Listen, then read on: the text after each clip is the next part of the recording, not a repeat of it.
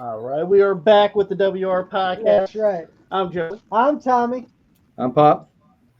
And our guests. Why don't you guys introduce yourselves? AJ Lucio, former OVW referee, and this is my fiance Jessie, aka Jamie Lynne, former OVW ref and former OVW women's champion. That's right. And There you guys go. I tell most people we're talking. You guys on here for it's been a little over a year since you guys have been back on the podcast. So we're happy to have you guys back. Yeah. Thanks for having thanks us, for man. having us. It was fun last time. Yeah, we had a lot of fun last time. I think we had so much fun we kind of lost track of time last time. Yeah. But see, that's the good thing about it. When you talk about wrestling and everything else, you just it makes the time go by quicker. Yes, it does. It does. That's one of my secrets at work is I find somebody who likes wrestling and make friends with that person.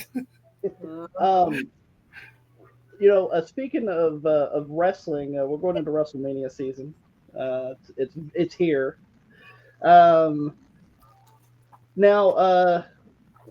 watching wrestling, Wrestlemania is there a special thing for you guys? Since you guys been in wrestling in the business and watch wrestling, is Wrestlemania special to you guys?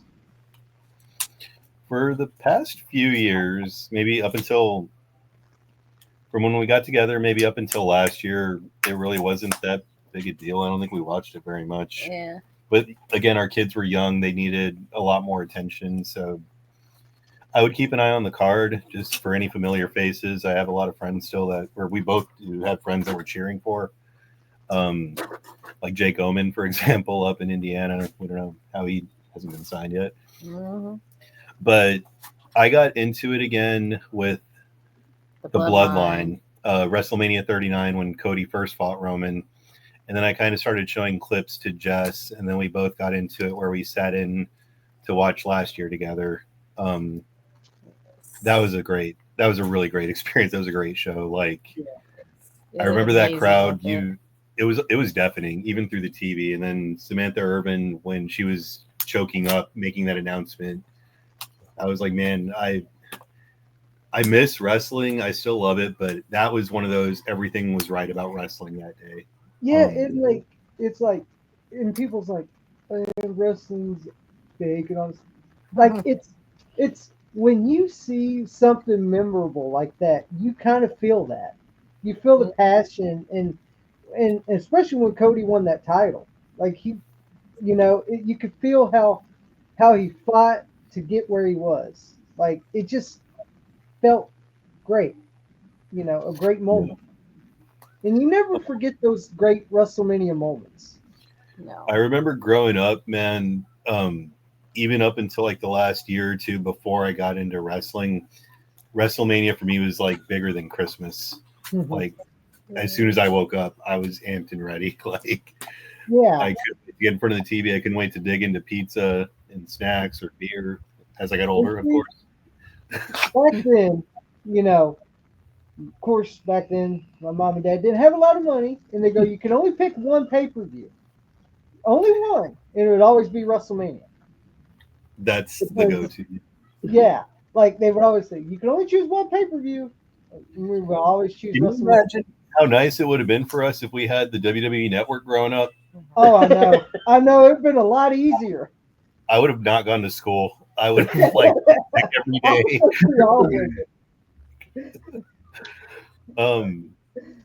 I do remember OVW had a couple private events that were fun. One memory that I kind of like looking back was, I think it was WrestleMania 32.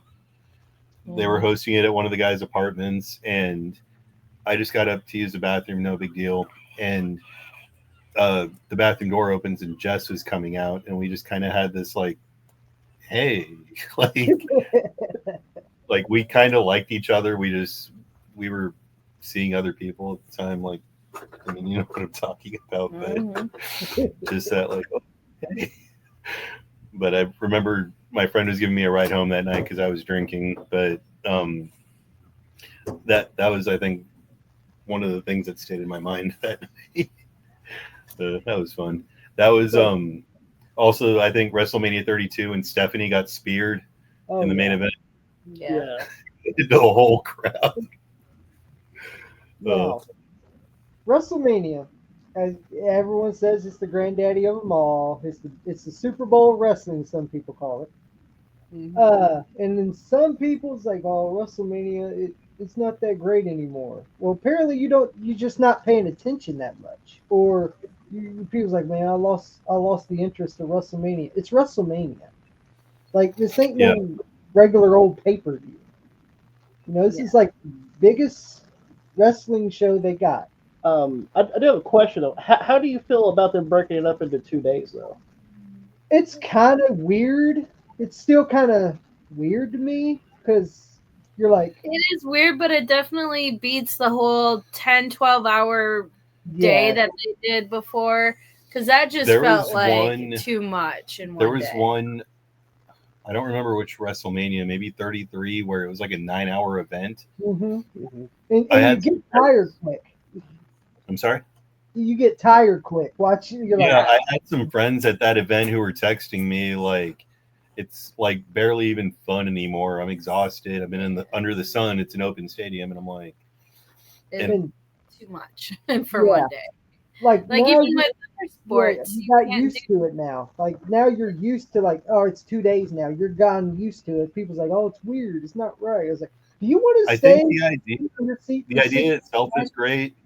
Yeah. Because it turns it basically into a WrestleMania holiday weekend. Yes. And as a kid, I would have been all over that.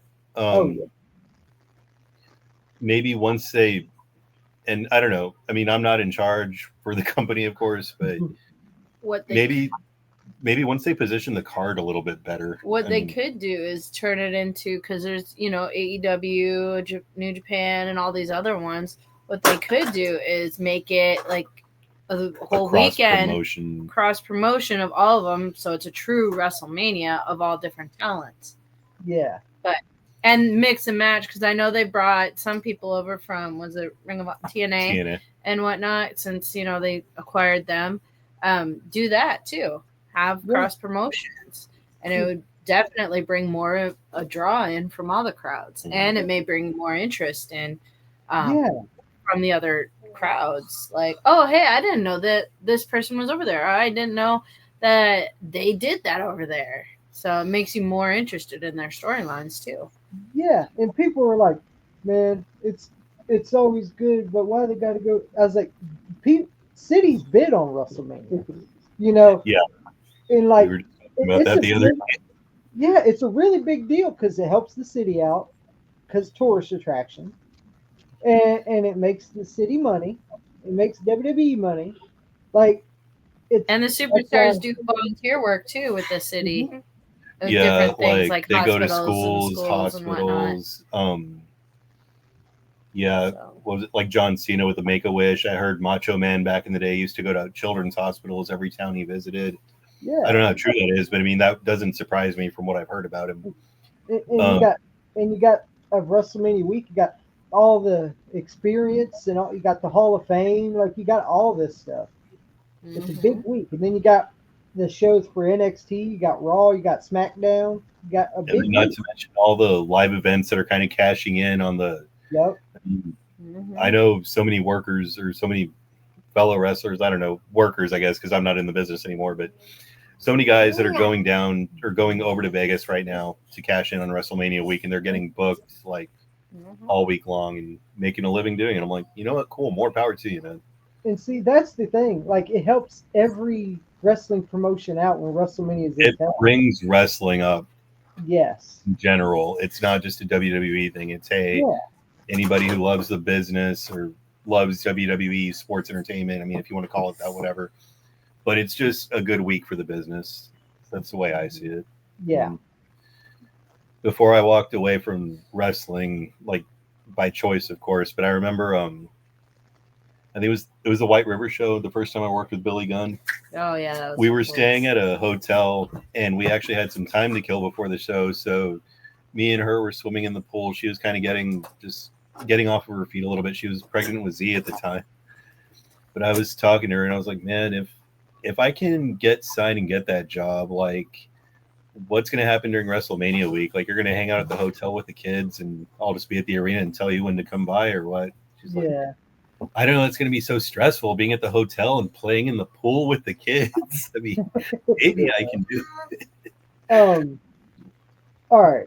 If you had to choose, like, is there one of your greatest WrestleMania matches, like a WrestleMania match that you could go to? Like, if someone's not been a wrestling fan and you could choose one WrestleMania match to tell them to watch, what would it be? What do you answer? My answer is very biased because I was lucky to be there in person. Taker and Shawn at 25.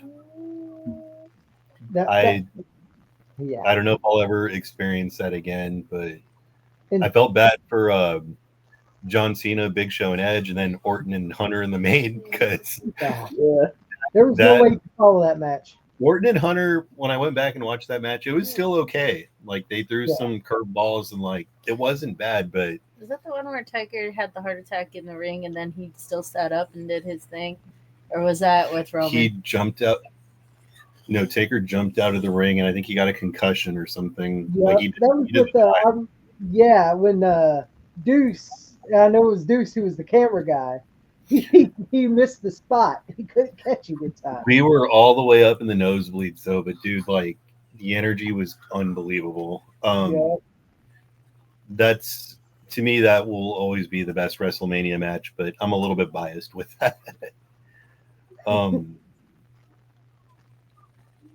That Cody match too last year. I mean, I would say that's honorable mention at least. Like, they linked in the other match to it. I think that was amazing storytelling. The fact that Roman hitting Seth with the chair instead of Cody. Well, that and Rock and Taker getting involved. Well, no, even before that, because the match before, I forget who it was, like the tag.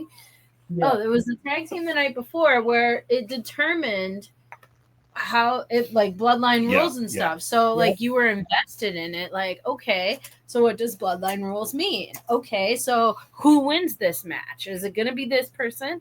And are they going to be able to pull it off, type of thing? So I thought that was really good storytelling on their part. It was, especially when The Rock was beating on Cody, blooded him open, and before Raw, and he goes, "What do you think of this, Mama Rhodes?" and all this. It just told a good story.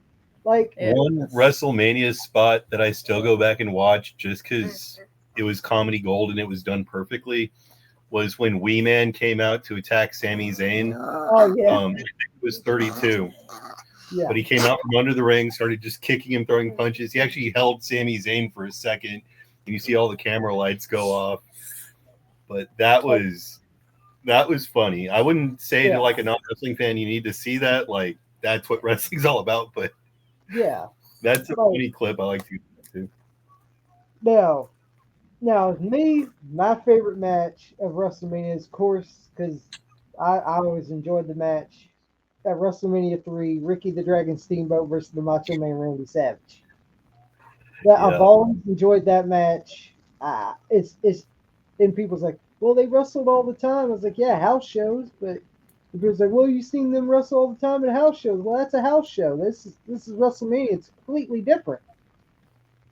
And I thought that was a great match. You know, I'm going to say this about that match right there. Now, everybody was there to see Andre and Hogan, but to me, Steamboat and Macho Man, they stole the show in my opinion, because I thought it was an outstanding match. You took the words right out of my mouth. I mean, I wasn't born until I think a few months after WrestleMania 3, but that was one of my favorites to go back and read about.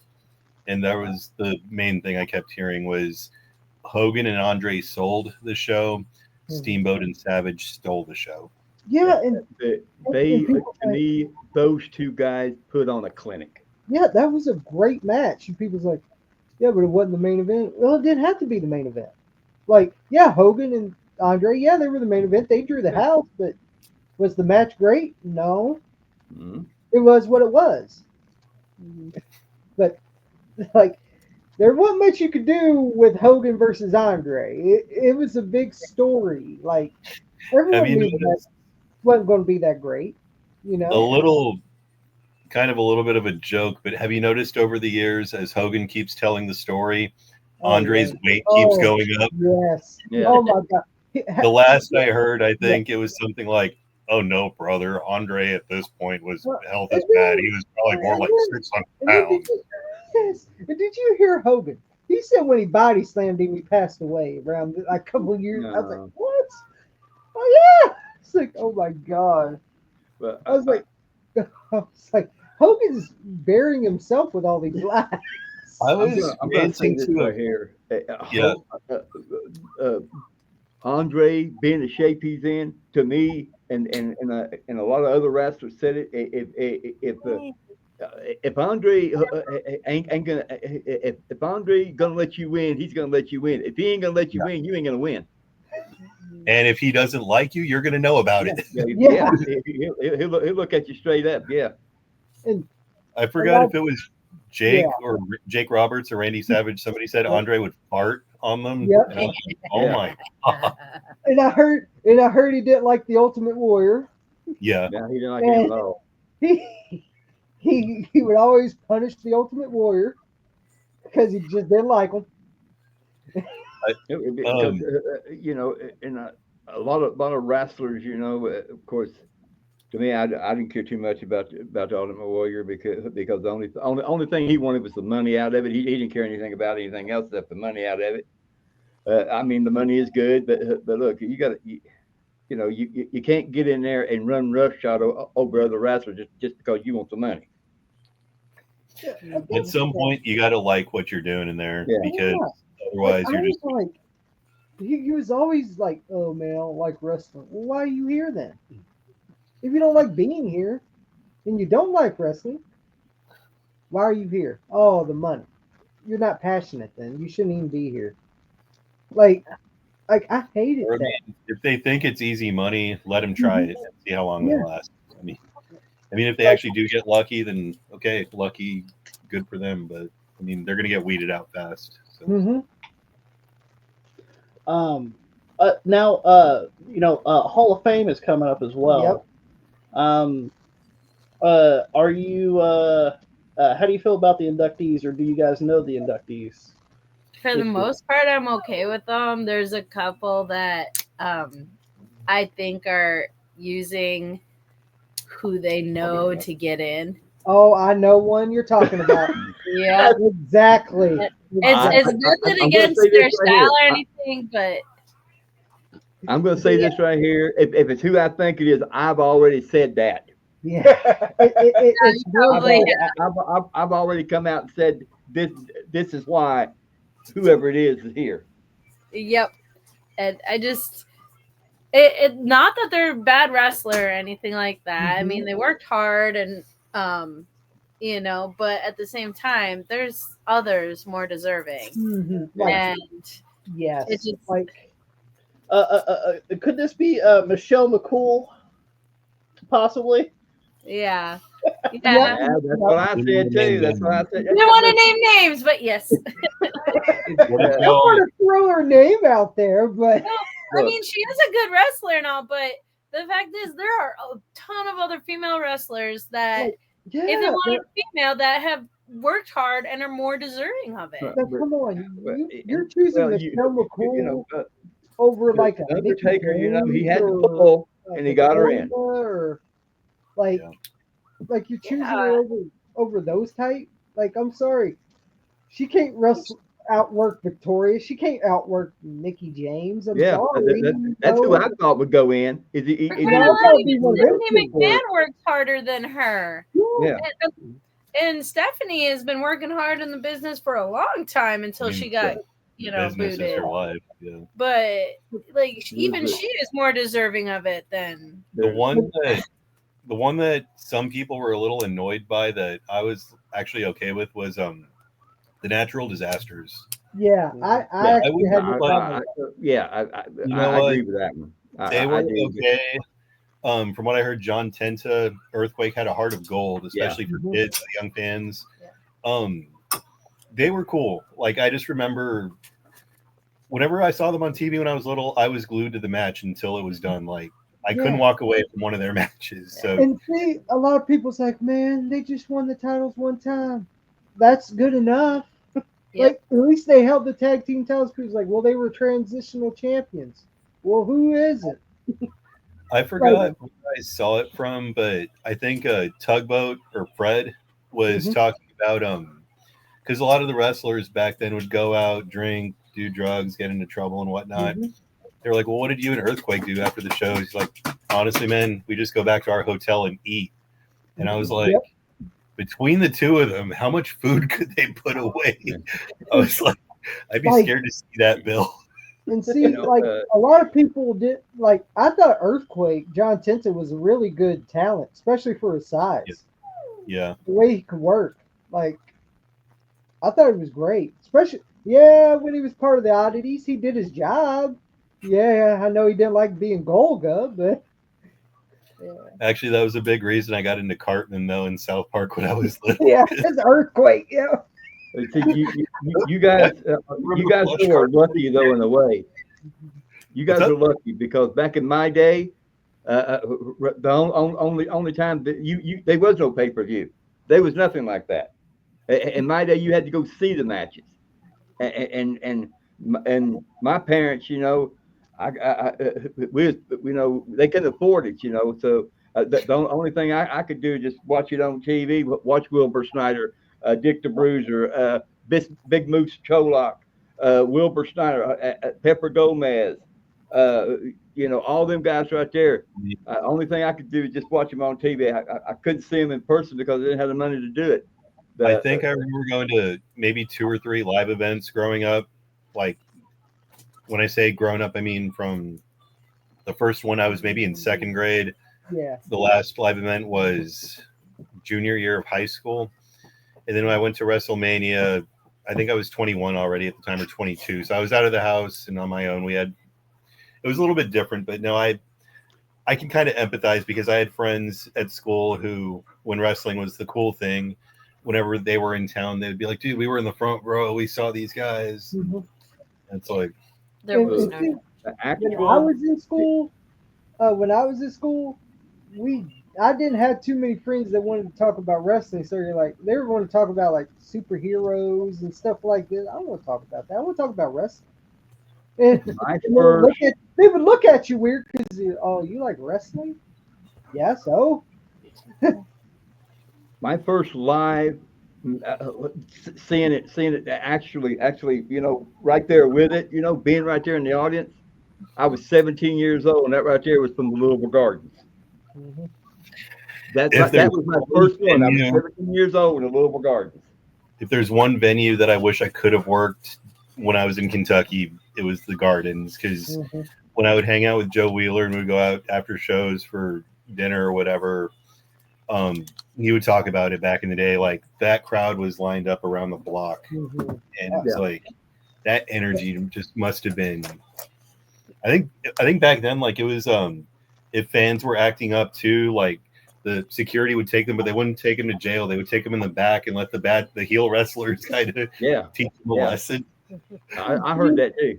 Like, I think I mean, I had no experience of it being there, but I heard about it.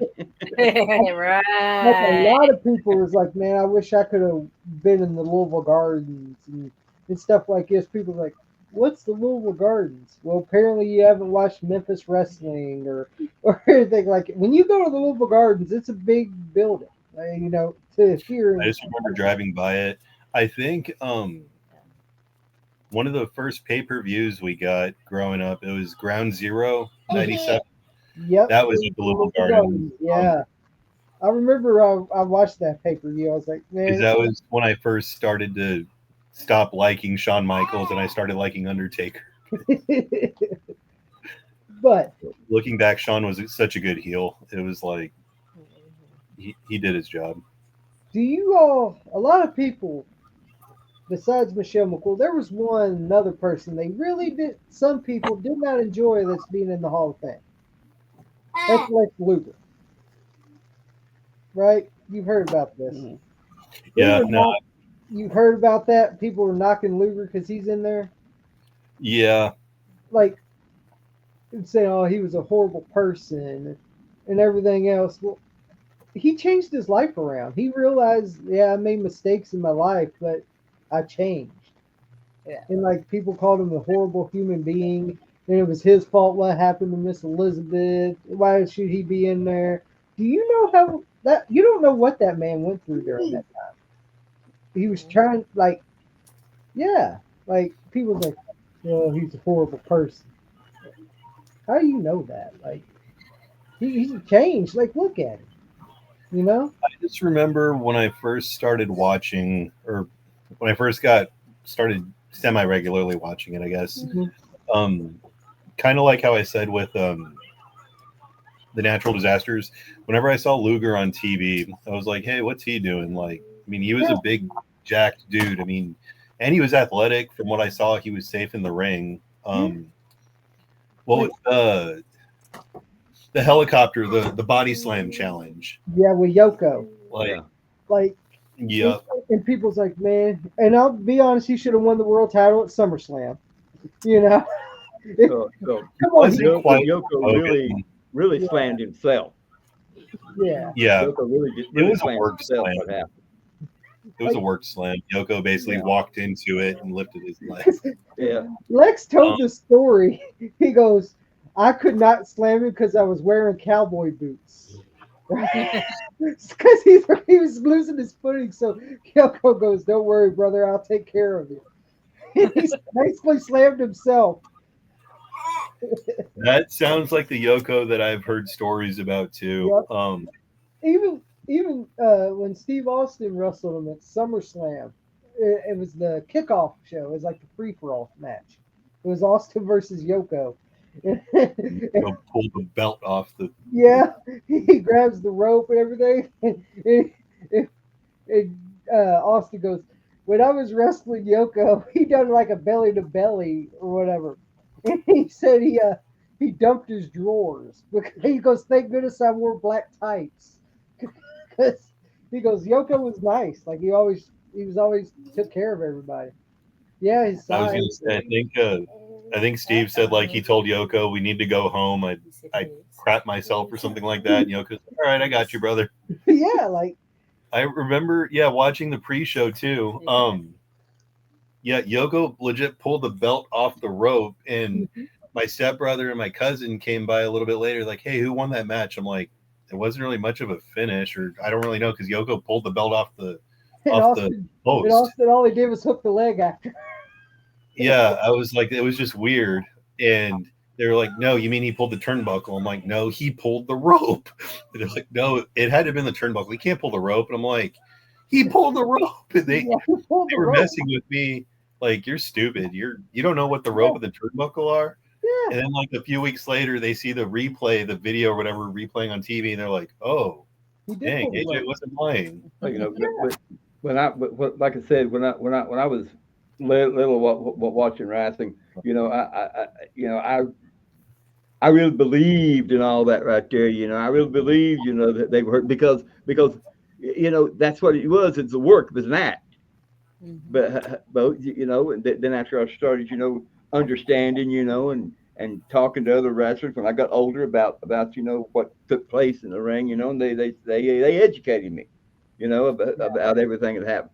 But still yet, I mean, internet's good for one way, good for another. But to me, the internet ruined wrestling for me in a way because they brought everything out.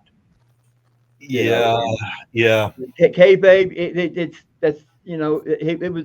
it was very important to me, because it made it seem real, no matter what it was or not. It made it seem real.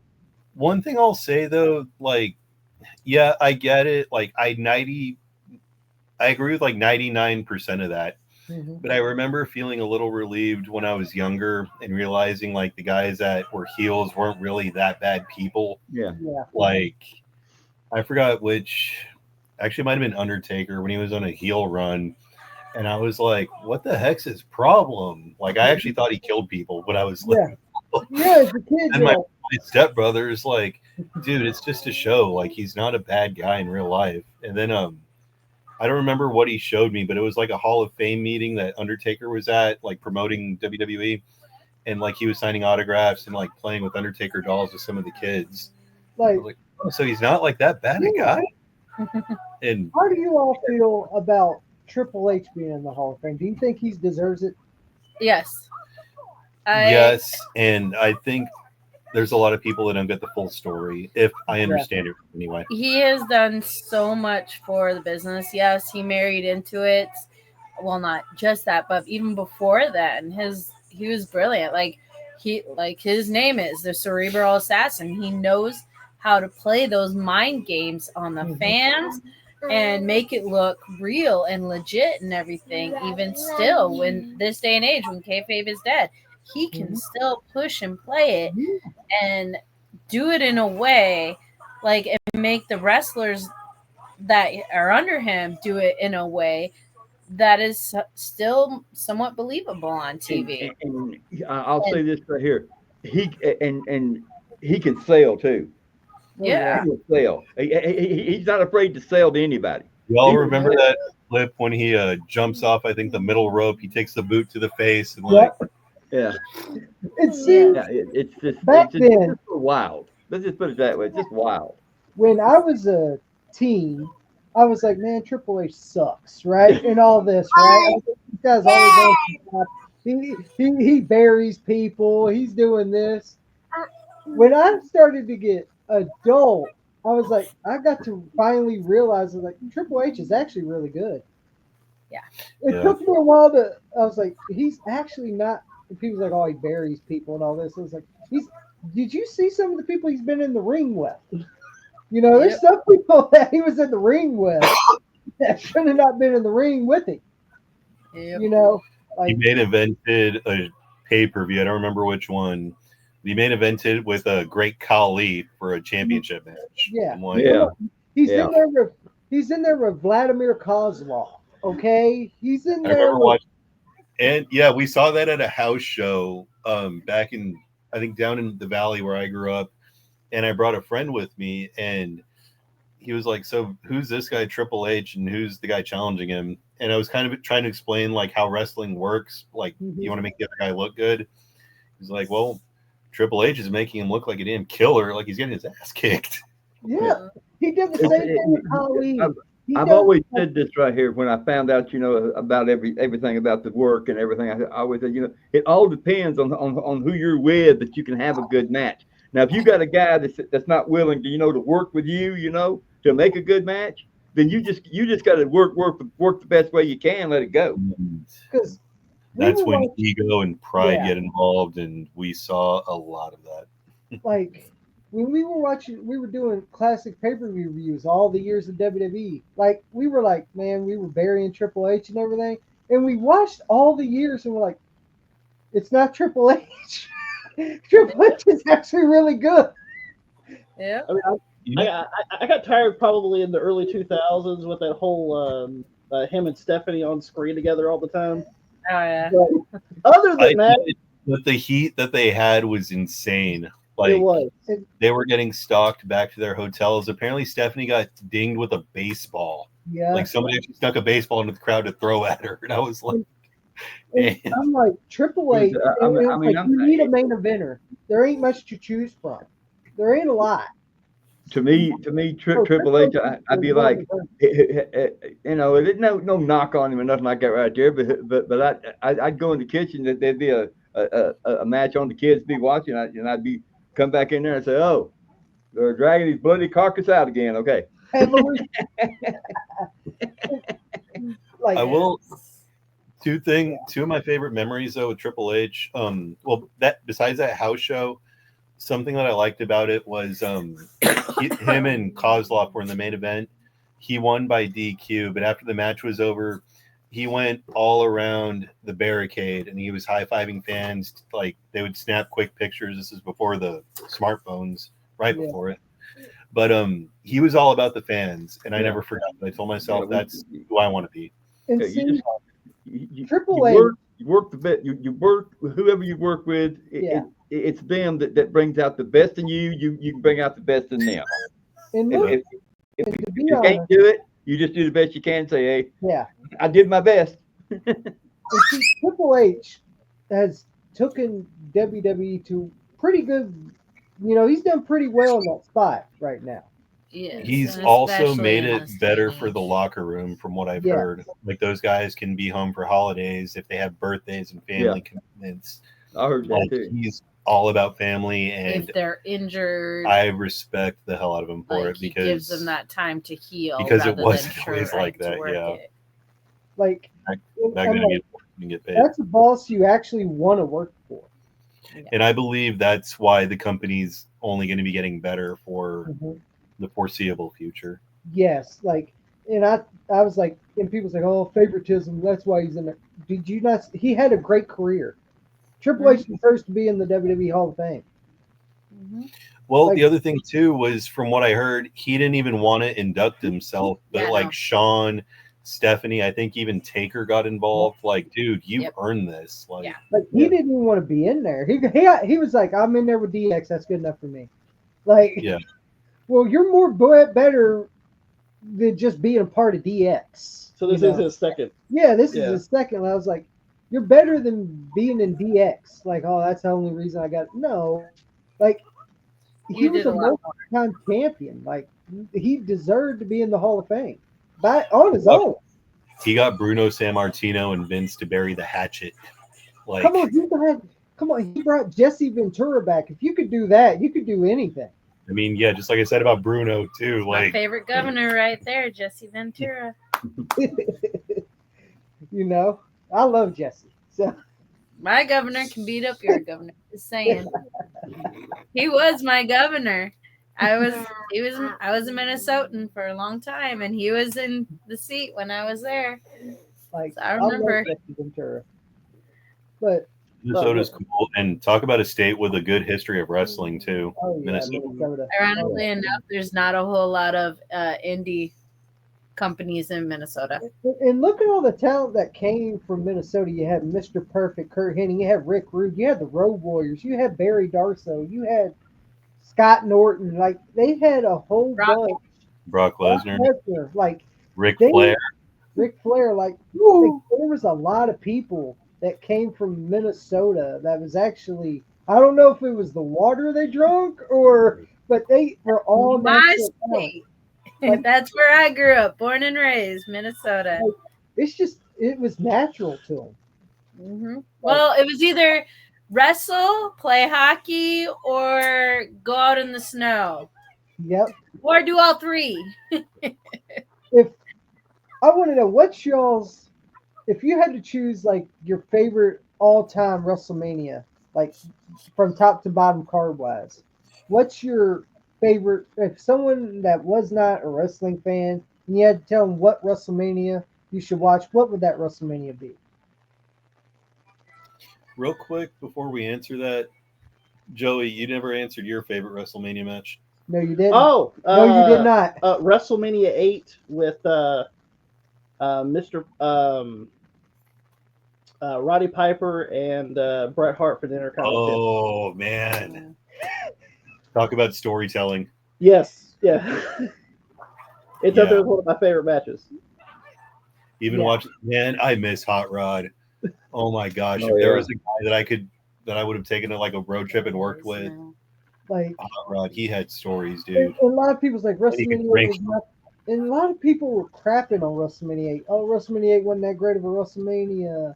I was like, well, the two matches that are memorable, in my opinion, out of the whole WrestleMania is Piper versus Bret Hart and probably Ric Flair versus Savage. Like, those were two good matches on the show. Like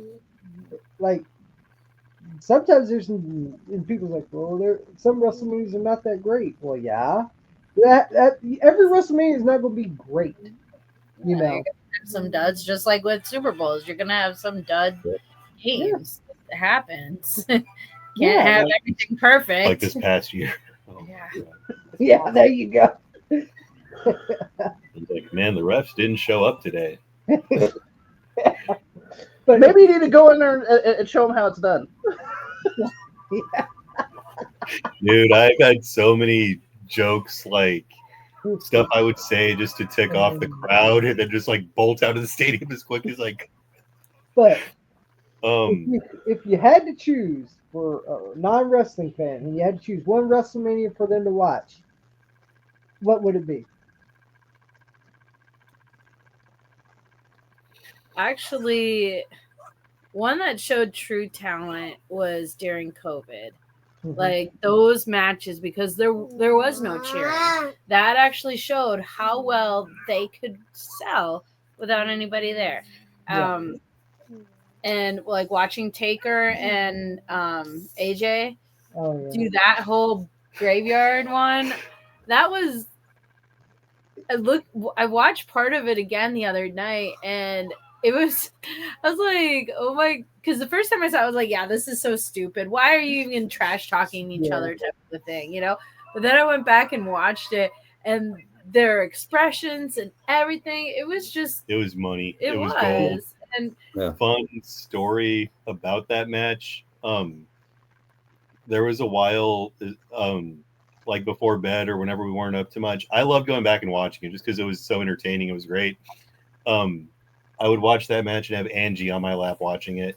So I think that might be part of why she likes to fight, but it's not my fault. That and do y'all remember the Boiler Room Brawl with Mankind? Oh yeah. That was another match I like to watch just because it was so different at the time. But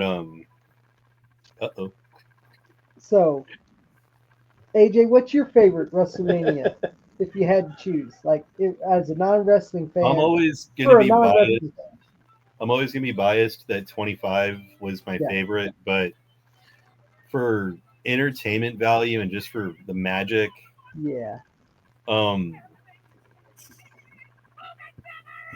I'm probably going to say 17, I think. Was it 17, Rock and Stone Cold? Yes. Because, I mean, the talent, the roster at that time, I mean... Oh, my gosh. Yeah. It was deep. I remember for the longest time saying, like, man, wrestling fans are so... A lot of people are just such crybabies today. Oh, yeah. And I see what we grew up with, and it's like, well, back then we had can't-miss TV just for free TV for Monday Night Raw. Mm-hmm. Like on a card that anywhere else would be like WrestleMania. Sorry. Somebody found some toys at the gun show last year.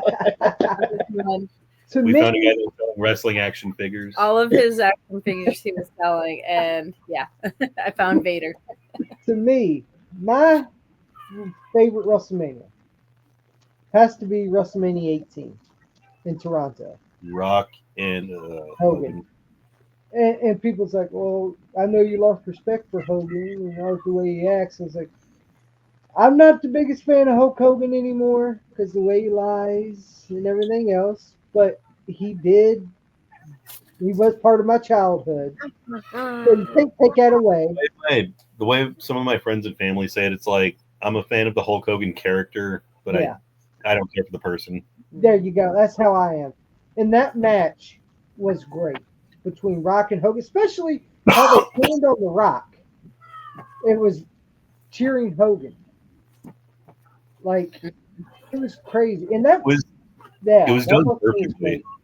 Yeah. It was done perfectly. Rock won, Hogan accepted it, passed the torch, and then Hall and Nash came down. Rock ended up defending Hogan. They both had their moment. Like, they couldn't have done that any better. And people's like, man, Jericho and Triple H got the shaft on that one. Yeah, they did. I'll admit, they sure did. Triple H Orton at 25. Yeah, there was no way Chris Jericho and Triple H could follow that match. There was nothing they could have done. From what I heard too, they didn't want to go on last. Yeah, they're like, how the hell do we follow Hogan and Rock? Like, really? They even knew they couldn't follow that match, and they're like, well, and of course Vince, no, the world title's got to be last. Well, what they should have done is just do a rock paper scissors match and let it end on that. And everyone knew, like, everyone was like, well, Jericho and Triple H, yeah. People was like, well, the crowd wasn't really into it. The crowd was tired because of that match with Hogan and Rock. So it was hard to get the crowd back into it. So it was kind of hard.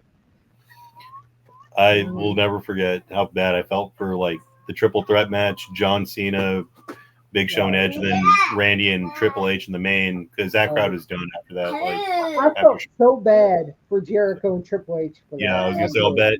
I don't think I watched that one. During high school, I didn't get back into wrestling until like late junior year, just because I was playing so much baseball. Yeah. But yeah, looking back, I'm like, you can't follow Hogan and Rock. Like, No. you can't. Joey, what's your WrestleMania favorite WrestleMania? I'm biased. WrestleMania 8. I actually like that WrestleMania personally. I even liked the match with Owen Hart and Skinner. It was so, you know, that's just me though. I remember when I was little, Skinner was just so creepy. Like, I would almost have to like take a bathroom break or something. Like, I'm not gonna watch this guy. Like, got all this tobacco crap coming out of his mouth. And then lo and behold, playing baseball with a bunch of tobacco players. Your turn. What would be your favorite WrestleMania? Who, me? Yeah. Well, you guys know my favorite one. It's only because of one person. Yeah. Edge. Yeah. WrestleMania 6. WrestleMania 6. Yeah, I figured that'd be your favorite.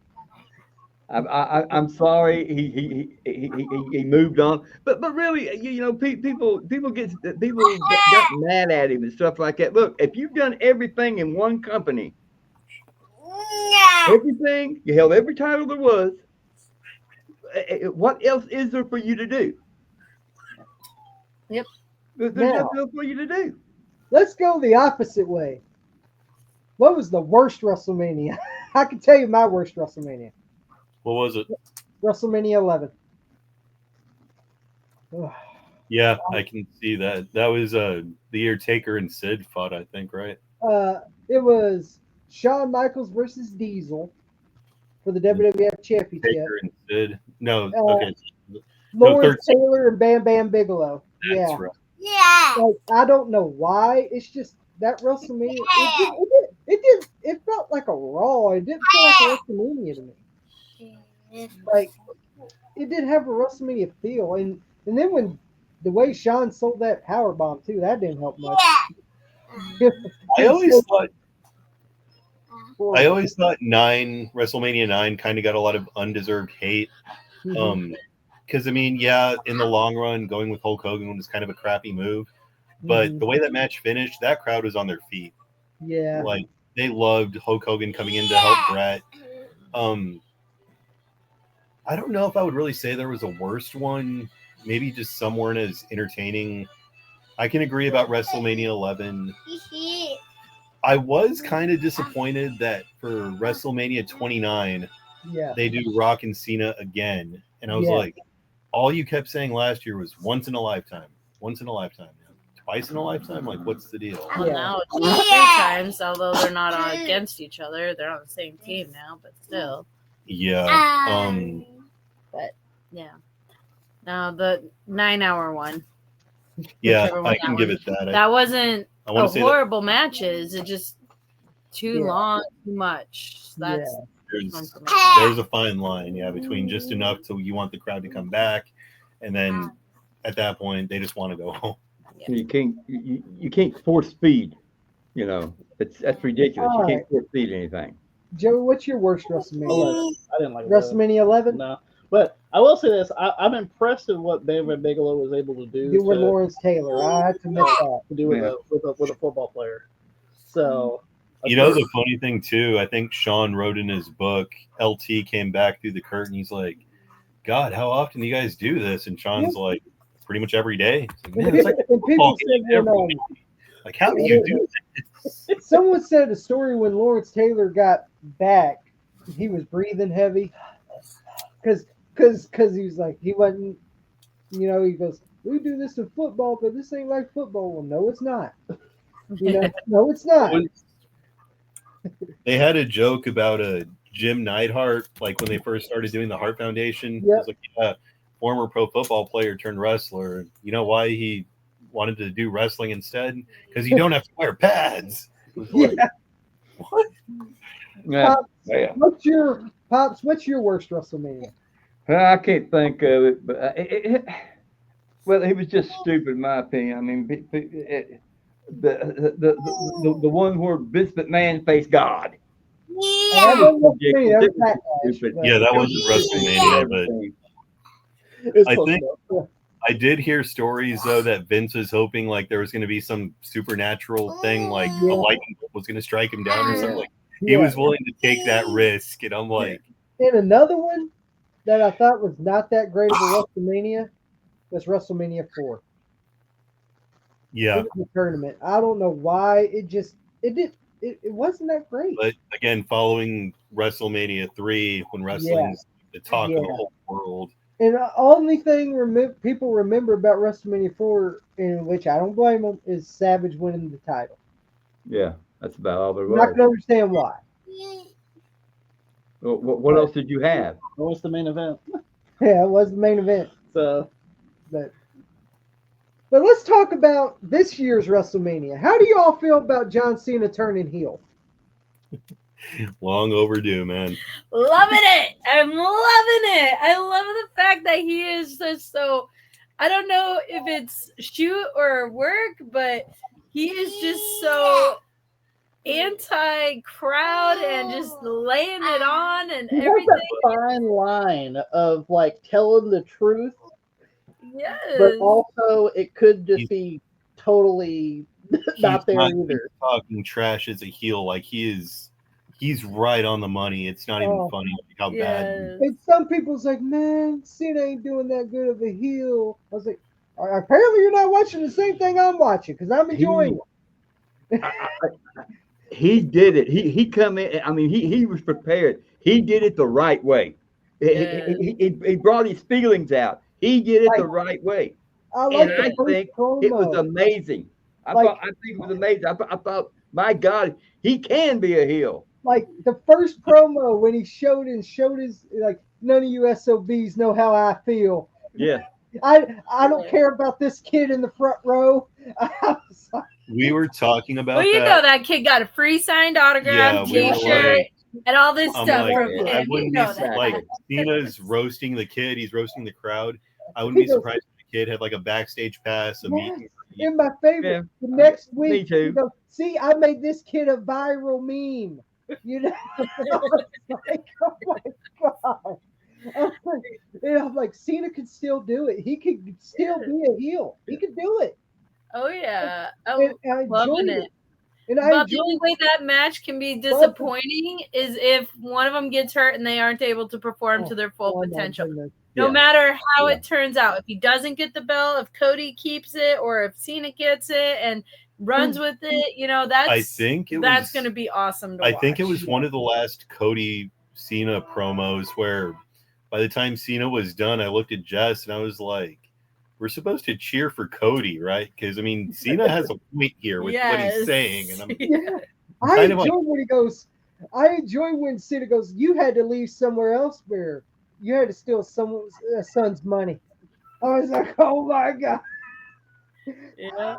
Like, and then Cody's come back. At least I don't get chanted at. You can't wrestle. Yes, like it fit perfectly. And I love how Cena just sucked it up and just walked off. Yeah. It was great. And I was like, I'm enjoying this. People and like, oh, yes, he's the heel. I loved it when after it was over, Cody come in the ring and said, who are you? I want John Cena. Yeah. Not this bitch. If I'm pressing this John Cena, I want the real John Cena. Yeah. Yes. I'm like, one that actually does the hustle, loyalty, and respect.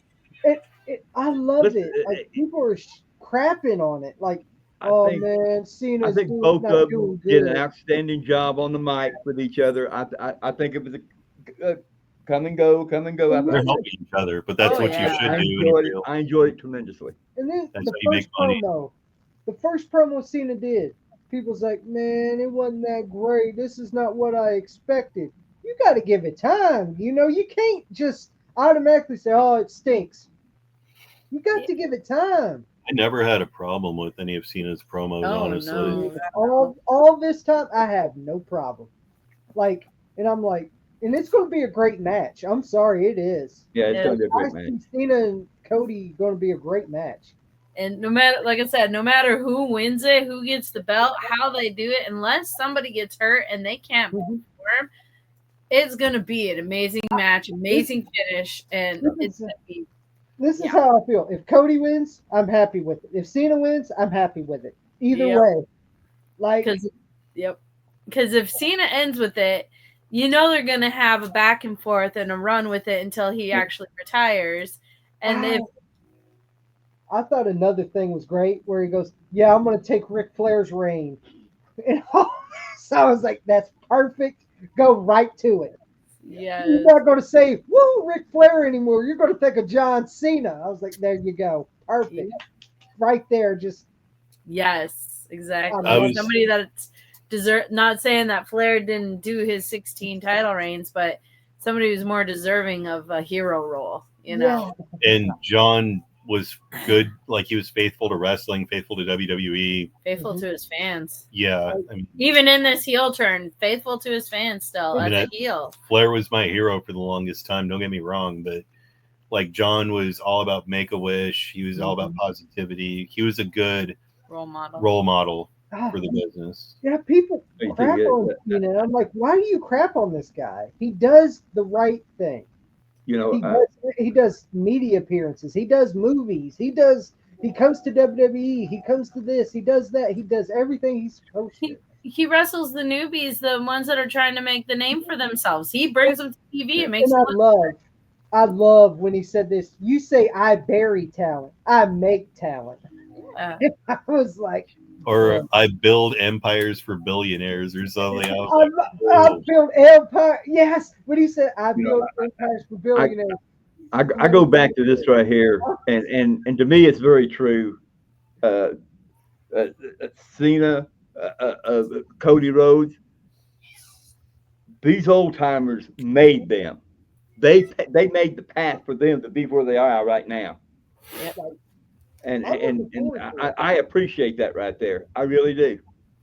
When it comes to Cena's promos, the good work of a heel is where's the lie.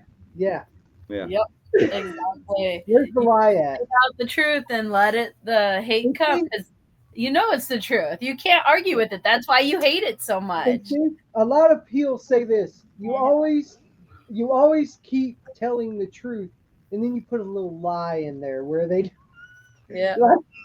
Like just a tiny little bit.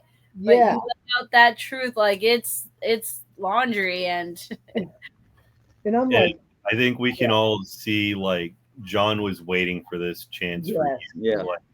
Because he noticed it. The Cena sucks, the boos, the fans that just didn't appreciate it seems like, okay, you want to boo me, and I love how he said, I don't care if you like me or you don't, you're dumped. I don't want nothing to do with anybody. I don't care. Yep. Like, exactly. It's like, you can like me, I don't care. You can hate me, I don't care. Either way, I don't care. Yeah. That was to me that was almost like a Ric Flair thing. You can like me or you can hate me, but I'm the best there is, and everybody knows it. Going into WrestleMania, is that probably the match you'd like to see the most? No, actually. Or is there another? Mine is Jay and Gunther. Their heat between those two, and especially with them having Jimmy that got attacked. That's what I was about to say. I enjoyed when Gunther was destroying bloody Jimmy. God, he choked. Come on, help your brother, Jay. Come on, help your brother. Help him. And all this, you see, Jay, I'm gonna get you. I'm gonna get you at WrestleMania. I'm gonna whoop you. I was like, there you go. That tells a great story.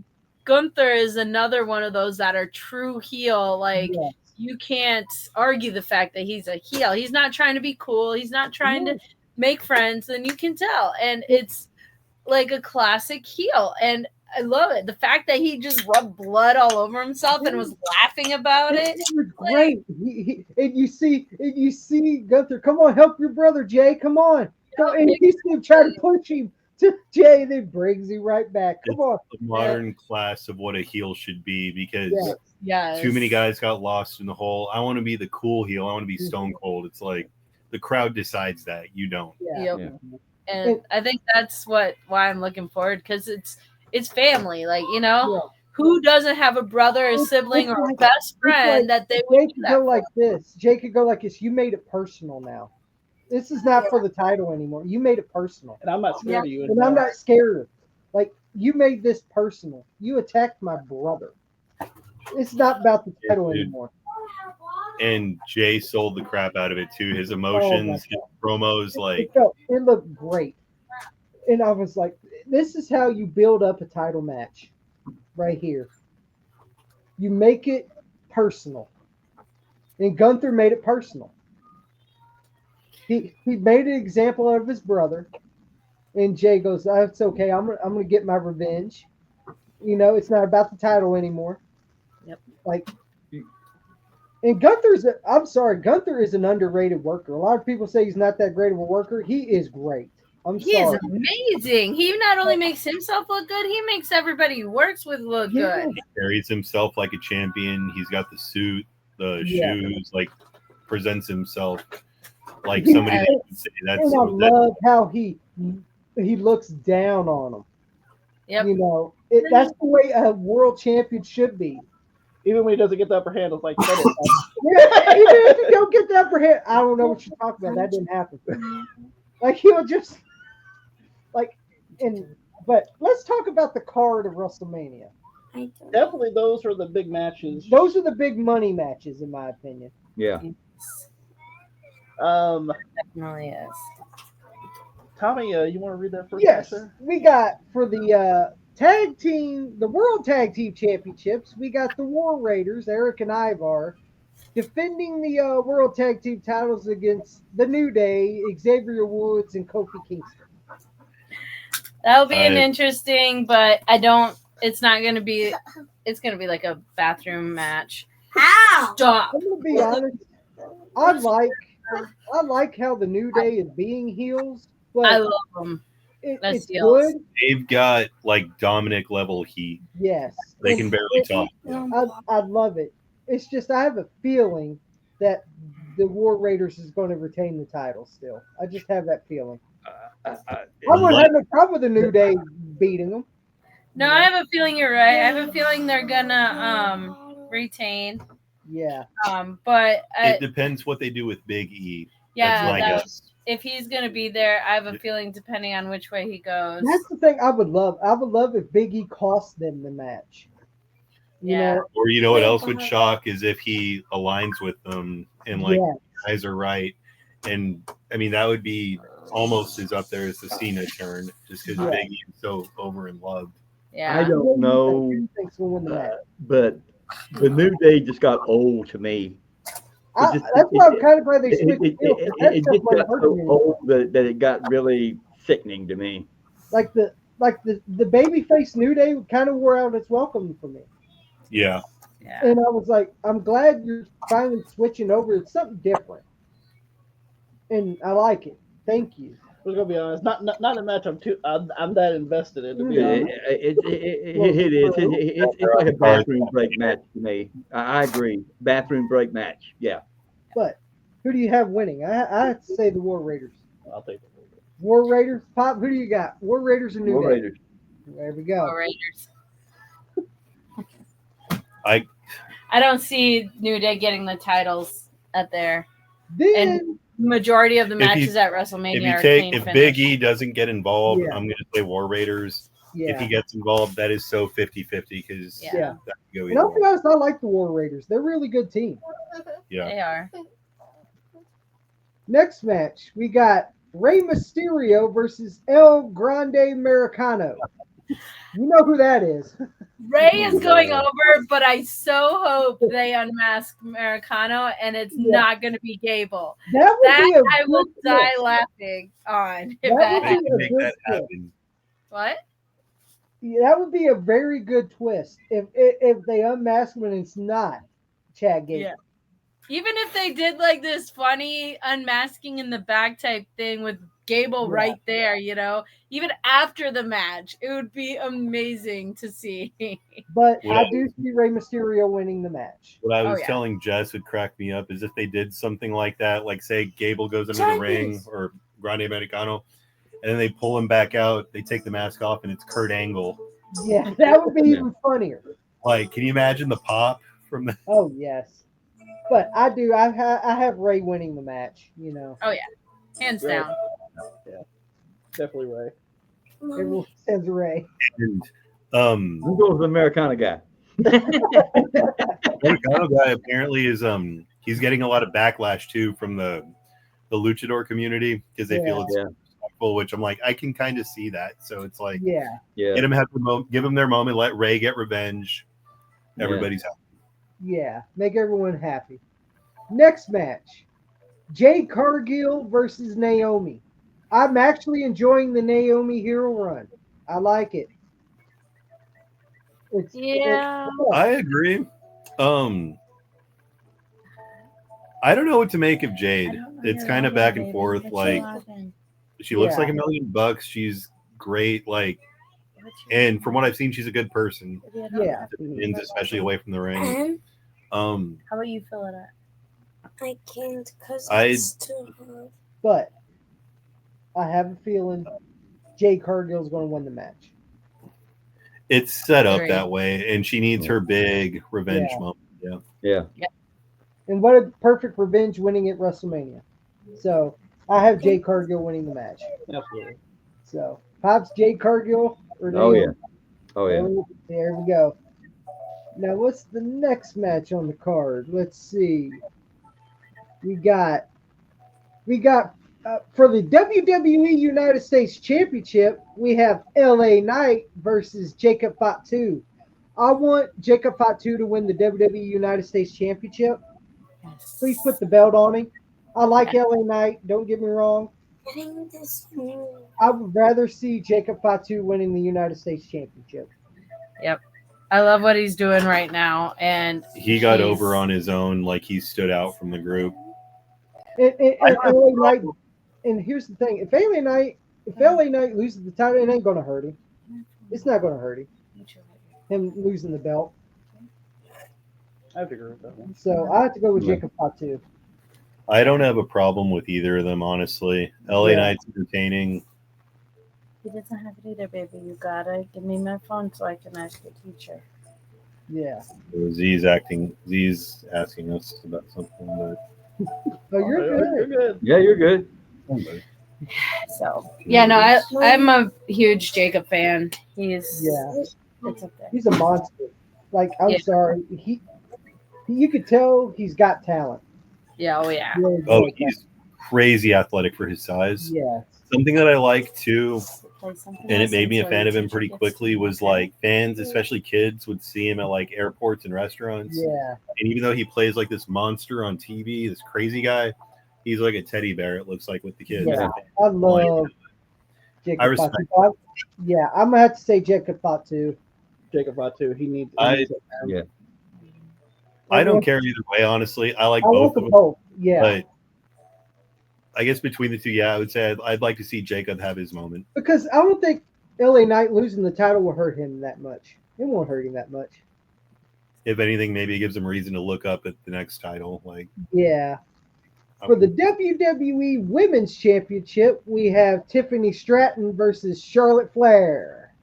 Or as Vince would say, Charlotte Flair. There you You go. know, but you know, the funny thing, Tiffany's real name is Jessica, and she's from Minnesota. where I grew up, actually. I have a feeling I like Tiffany Stratton, but it's just I have a feeling Charlotte Flair's going to win it. Unfortunately, I do. I don't want Charlotte to win because I don't care for I don't. Her heart's not in it, and you can tell. And she's basic on a lot of her stuff, and the fact that she comes in after how many months Mhm. of time missed, I off think, a just year, to right? get Yeah. a WrestleMania automatic match in WrestleMania. It's like, how is that even fair to half the girls on the roster? True. And I'm like, I just have a feeling. I was like, and you could tell Charlotte Flair's like, oh, this is going to be an easy win. or something like that. I like Tiffany Stratton. I do. She's really talented. She won me over. Actually, I think she won both of us over Oh, because Tiffany, yeah, I'm a big at fan first of. we were kind of skeptical, but like she kept putting in the work. She was doing the promos, the matches. Like, you know what? She's earned it. Yeah, she's trying. Like I like that she's willing to learn and wanting to work. And like I like Tiffany Stratton. She earned my respect. So, but I have to say Charlotte Flair. Just Yeah. I don't think Charlotte Flair is going to win it because if you look at her, I mean she's getting older. You can tell just the way she looks, she's getting older. And when she's getting older, your body. I'm just telling the truth. You can tell she's doing some surgeries. I agree. Yeah. So and she's not getting recommendations beforehand either. Yeah. So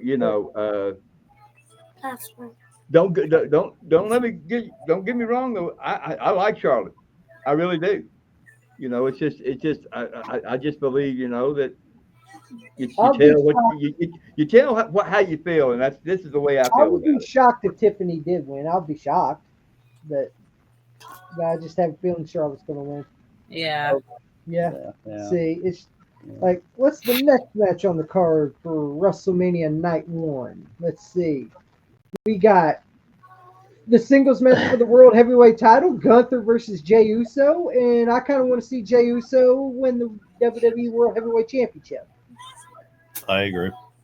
It'd be a great moment. I think one of the few guys that I try to follow is Bully Ray on Twitter, because he is like on the money with a lot of his opinions on stuff, and he was like, if they miss out the chance to have a whole stadium of fans like yeeting Jey Uso, if they miss that chance, they're idiots. It would be a great WrestleMania moment too. Yeah. Everyone would be doing the thing with Jey, like it would be great. Yeah, and he finally wins the world title, especially after, I now like Jey Uso. I got tired of they pushing him and then back away from him, pushing him back away from him. That's how I felt. Dangling the carrot and then push it away. That's from how the I felt about around Royal Rumble. I was like, I'm not sure, but leading up to WrestleMania, I'm like, I don't know now. This is his time. Like it is. Yeah. This is the time to pull the trigger on Jey Uso. Like it is. Don't quit pushing on. Like quit dangling the carrot to him. Like give it to him. Let him have this one. Yeah. My God. It ain't gonna hurt Gunther. You've been pushing the accelerator down on the guy, then you let off the gas. You put the accelerator down on the guy, and you let off the gas. Yep. Let him have it. I think the first time I thought maybe Jey can actually be something besides just a tag team guy was I think it was the promo before he fought Roman in Hell in a Cell a while back. Like Jey almost started to tear up, I think. And then I was like, damn, okay. But then when Roman came out and Superman punched, like, I feed the whole family. You're not going to think I'm like, Uso. that was cool. The thing that really got me was when Jey Uso, I'm tired of people just calling me a tag team guy. Yeah. People doubt me and everything. It tells a great story. And he should be the World Heavyweight Champion right now. To get in front of a mic, you've got to have passion about what you say. Yes. That is the main thing. You got to make the audience feel like it's right here. This guy right here is telling the truth. When Jey Uso was saying in that promo, I could feel that promo. People doubt me. I'm a tag team guy. Yeah. People don't believe in me.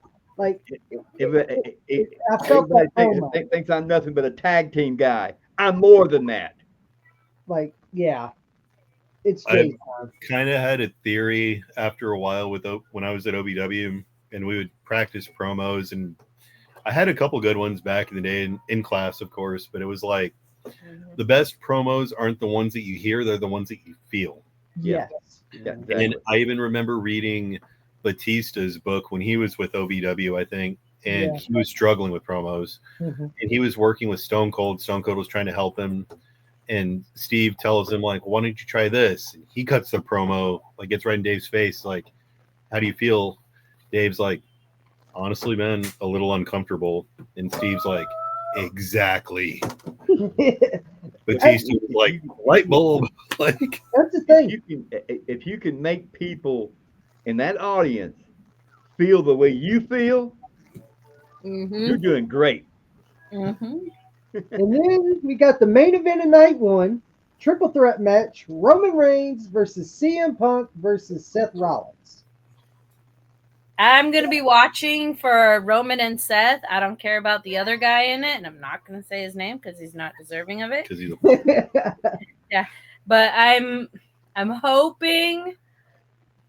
I don't know. That one's a tough one. I'm hoping Roman. My favorite. I love Seth in the ring because he's good at what he does. Yeah. And same for Roman. They're really good at storytelling. They're really good at selling and working. The other guy, I don't think deserves to be there. You don't go out of the company, talk trash for 10 years, and come back and get handed something like that. It's like, yeah, I don't think he's deserving of it. And not especially like go to WrestleMania, whatever, but not deserving of stealing somebody's main event match like that. Especially if there's no major drama involved besides the whole Paul Heyman thing.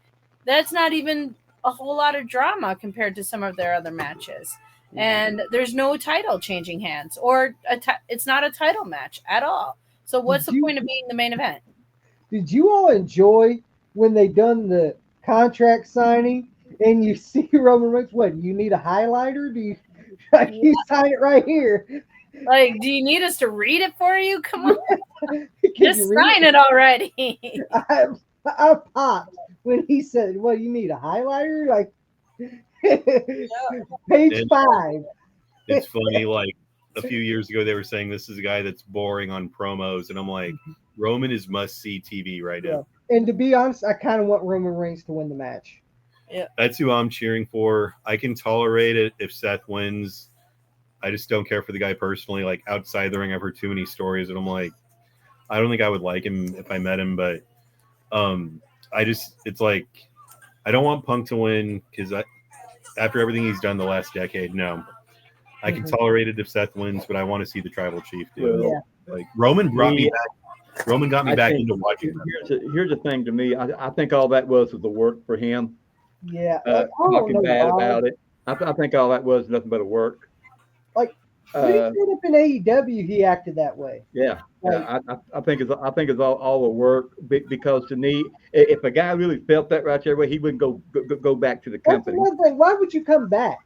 Well, I know why. The money is the only reason he came back. He couldn't do UFC. He took one punch and was out in 2.5 seconds. Why would you? Even sell a UFC why would somebody? Yeah, but why would you? Why would a company want him back? Because they want him back because he's money. Money. That's the reason. And a lot of people are CM Punk fans. Yeah. You know, they're he has a cult following. Like the same people that bought the UFC pay-per-view are the same ones tuning in to see him back in WWE. Yeah, that's the thing. And I'm like, I can understand why you brought him back, but when he was in AEW, he kind of, you know. I wasn't a big fan of him in AEW. His AEW run was kind of trash. Yeah, and the not way even Rhodes talked trash. Look who he had to work with, though. Look who he worked with, though. But look what he did. The best run he had so far in this era was probably him and Drew. That was the best thing that I've seen from him so far. But that got stale after a while too. It did. Like, I remember thinking, like, I'm done with this. Like, we need to move on. He needs to move on to another feud. He could probably, and I will say he could probably make a great trainer. Yeah. Like, but maybe look into that sooner than later. How about you, Roman? Pop. Roman. Punk, Rollins, Roman. Who you got? Well, to me, I don't want Punk to win. Tribal Chief.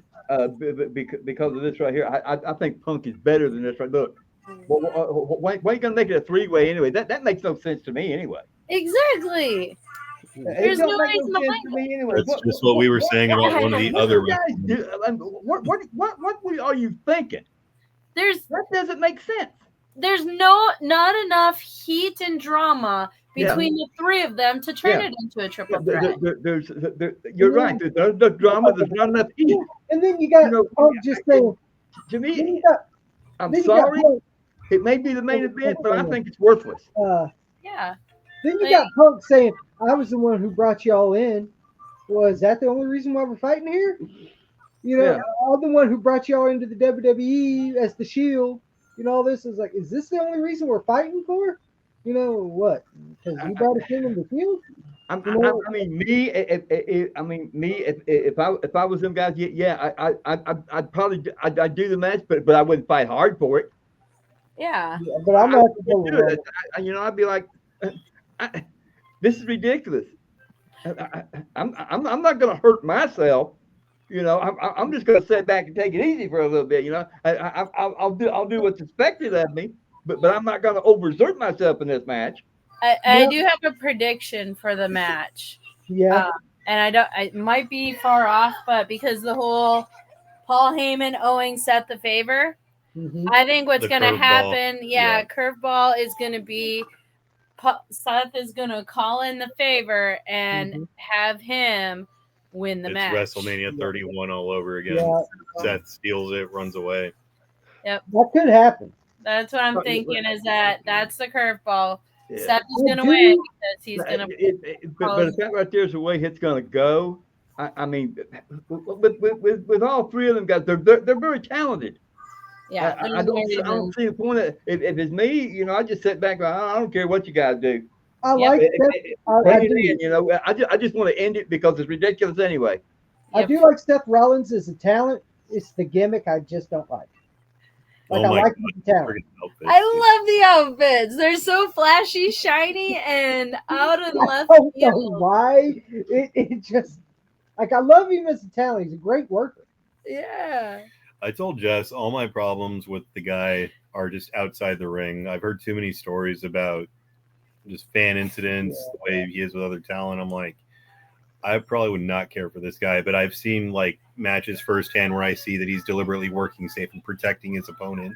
I'm like, you know what? Give the devil his due. Okay. Like, he's still like professional. The famous match with Cody and the torn pec, and Seth still took care of him. Like, okay, like you can't deny that, but outside the ring, go kick rocks. Like, screw that guy. We got for night 2, we got a tag team match for the WWE Women's Tag Team Championship. We have the champions Liv Morgan and Raquel Rodriguez versus Bayley and Lyra Valkyria. I want to be honest.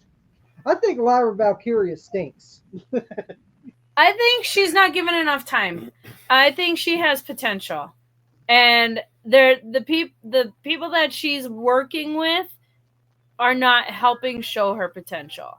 Because when I saw her working with Becky and a couple others when she first got into there, she was great. She was amazing. She was doing things that, you know, half the other talent weren't doing. I don't know if it's just the gimmick or I give her credit due. She is working. Something seems like it's missing. I can't put there's something missing for me. I don't know if it's promos compared to, or maybe character compared to like Liv and Raquel, who are pretty well established, and Bayley's been around a decade. And I don't know, maybe that's like the missing thing. She's not as established, but something's missing. Her as the Intercontinental Champion and Chelsea Green, it is night and day. Chelsea Green, actually, you could tell she loves it. She's embracing it. It just feels like Lyra's not embracing the. Chelsea and Piper have such good chemistry working together too. They're entertaining as hell. I love watching. They're like the R-Truth of the women's division. That's another one that I could just watch nonstop. R-Truth. Chelsea Green has grown on me. Yeah, I love her. She's hilarious. She actually admitted in an interview that she's wrestling in the wrong era, that she was more of a diva than she was ever a wrestler, and she wished she was wrestling during the diva era. And the bad part, some people goes, why should she win the U.S. title? Why not? She deserves it. Yeah, she's a hard worker. Look at all those matches she's done. The fact that I don't know if it's legit or not, that she's scared of heights and still took that tumble onto a table. Yeah. And, you know, she does it all. And she works safe. Yes, she works when it. they done that Saturday night's main event when it's down to Mia Yim and Chelsea Green, I was like, both of them actually deserved to be in the spot they were in that match. Yep. Because Yep. those two are the most underrated people that don't get no praise or nothing. So I was like, they actually deserve to be in that match Yep. together. So I was like, but I'm gonna have to go. I have Liv and Raquel retaining. I'm a diehard Liv fan. I love love Liv Morgan. Oh yeah. I love her. Yeah. And yeah, that's like my secret female crush. Like it feels like a women's version of Liv Morgan's the Shawn Michaels and Raquel Rodriguez is like the Diesel. You know, it gives me that See vibe. that? Yeah, Yeah. it gives me that vibe, like of that. Actually, that's a perfect way to describe it. Yeah, because even the sunglasses and like Mhm. Raquel's taller than her. Yeah, she's Yeah, got that the it cool gave me factor. that vibe, I and can I get like that. it. So I have to go Raquel and Liv. Same. Raquel and Liv. Pop, same. You know, most people probably take the wrong view of what I'm saying, but the women's tag team title is just second rate to me. It does get caught under the It radar. is. It's second rate. But maybe it's not so much that as there's so many titles out there Yeah, now I think that's the main problem. that it's like There's so which many I don't. titles. Oh yeah. I think because there aren't any actual tag teams that are female anymore. Like yeah. all of the tag teams for the women's division are just names. Like the real tag teams are like PFC and like none of them are actual Katana teams. Chance and Kaden Carter. You know, that's a real team, but that's about the only two I could see that are actually a legit team. But no, like they don't have a team name. They're just their names. That's it. Like, can we have a team name? Like give us a real legit women's tag team, and I would probably be happy with it. Yeah, like even the tag teams that are now, they're just names. It's like, okay, so how are you gonna like? Yeah, you guys wrestle well together. You guys should come up with an actual team name, like PFC or what was the other one? To me, I could take a quarter out and flip a coin, and it wouldn't matter to me. All right, fair enough. But I hate saying it, but I kind of get the feeling that's probably gonna be one of the more bathroom break. Yeah, I have a feeling. I'm gonna love it because I have a feeling that Dominic is gonna get involved, and I'm sorry, I got that right there. Next match. I'm not gonna say too much, but I had a friend that was joking the other day about how lucky Dominic is to go from Rhea to Liv. Yeah, I know. I'm like, I'm not gonna say chicken tenders. Yeah. Dominic Mysterio, I'm sorry, he's underrated in my opinion. Yes, he's a heel. 100%. Yeah. Next match and we got. The stories that I've heard about Dom behind the scenes too. Like, yeah, I'm a Dom fan. I support him. Yes. I think my favorite one was there was like a fan convention, whatever, and he was at a table. They were wrapping up, and this mom wanted her son to meet him, but they were about to close. It's like, sorry, it's too late. Dom's like, well, here, let me hang out with my new friend. Mom, you can go pay for the picture, whatever. Yeah. I'm gonna hang out with my new friends here. And it was the son and his friend or whatever. They were chilling with Dom for like 15 minutes. Dom didn't care. He was having fun. Mm-hmm. You know, I'm going to say this, and I may get a thumbs down again. But anyway, I've watched him. I'm sorry, he looks like Eddie Guerrero to me. He does. Why is that a thing, dude? That should be That's a good thing. I like how he looks like. He looks like 97 Eddie Guerrero. Before Eddie just more sleazy, more, it just I don't like. I agree that he looks a lot like Eddie Guerrero. I just don't like the fact that he looks like Eddie Guerrero. The next match we got Logan Paul versus AJ Styles. AJ. I love what Logan's been doing. I love the fact that he's one of those that doesn't have to wrestle. He does it for the love of it. I do enjoy Logan Paul as a heel. Yes. It fits him. He acts like a snob, which is he probably is one. Yeah. But I'm gonna have to go with AJ Styles. Yep. Yeah. I'm never gonna boo against somebody else named AJ. Pops, AJ Styles. AJ for sure. Who you Kinda got? Logan or AJ? I'm sorry, I don't care too much for Logan Paul. I'm going with AJ. There we go. I AJ will Styles. kind of go with what Jess was saying too. Like, for somebody who is just a social media influencer, I mean, I think Logan wrestled in high school and college, but Yeah. pro wrestling give is him still a whole props. new animal. I give Logan him makes it so props easy. because he actually wants to learn. I got to give Yes. Logan Paul some props on that. He Yeah. I does. give him all the props. He makes it look so easy. It's not even funny. And like- I'm gonna be honest. I'm not the biggest Logan Paul fan, but I give him props. He is athletic. Yep. He really is. Yes, and he has that natural talent too. Yeah, it's like he, I don't know though. I'd like to see him crawl in the ring with somebody like See? the big guys, like the guys that wrestled in Japan. See how he can handle them he guys. can do it. Well, he's going against AJ. Yeah, and AJ's from Soon. AJ yeah, was AJ Styles. AJ is great. not AJ's not like let's see, let me take He's been traveling everywhere. AJ Styles. He's been down the road and back, Oh yeah. and he's a great worker. So we'll see how he does against AJ. If they can pull off a If he decent can't match. have, here's the thing: if Logan Paul can't have a good match with AJ Styles, there's a problem there. Yep. But the fact that he also tried to steal Shane Mercer's finisher, that was pretty cool. And he even admitted, like, no, I can't do that again. So We got a fatal Say what four-way. else Shane hasn't been signed yet. man. yeah. Yeah.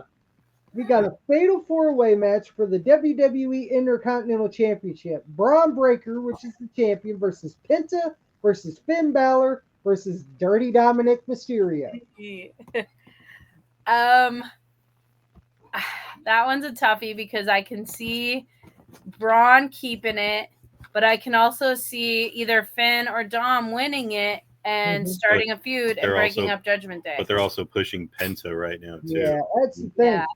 So that one's I like Braun Breaker, man. Oh my goodness. That spear. That spear. Dude, Oh my I god. was just gonna say that wasn't even human, man. Like, Oh my God. god. This Awesome. guy, that's I'm like sorry. physics. and Carlito jumped right into it too to make it even look worse. That was Braun awesome. Breaker, to me, I see him as a world champion one day.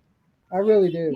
Another one that they're not pushing that talent that they should be because he is able to do so much more than they're offering him, and they have yet to do it. And I hope they do it. He has Because- the feelings. To me, Braun Breaker has the feelings to be an upcoming main event guy. I'm yeah. sorry, he does. Oh yeah, Like does. I enjoyed watching him when I seen him in NXT. Like I seen the potential in him. And I was like, yeah. this guy is going to be a big star. I think I remember during when he was inducting his dad and his uncle. I think I remember during that the induction speech, he said something like, "I'm about to do the most risky thing in my wrestling career. I'm giving my uncle the microphone." Yeah. I think I remember he I said, have the feeling I only have two picks in this. One's Braun Breaker, and the other one I have to go with Penta. That's the only two. I don't see Finn Balor because he really don't need the Intercontinental title. He's been champion all these times before. Oh yeah, but storyline wise, it would make sense because What? that they have drama already started I between have them. a feeling. I have a feeling that Finn and Dom is going to cost themselves one of this match. "That's exactly." could Yeah, I definitely- agree with your call. In Yeah, which case, I'd say Braun is gonna go over. But I will say, I wish Finn could have had a longer run as the first Universal Champion. Yeah. Because that Demon King gimmick was just so yeah. awesome at the time. Like, I wish they could have done more with it, but I'll have to go with either Braun or Penta. I can't choose between those two. I'll agree with that.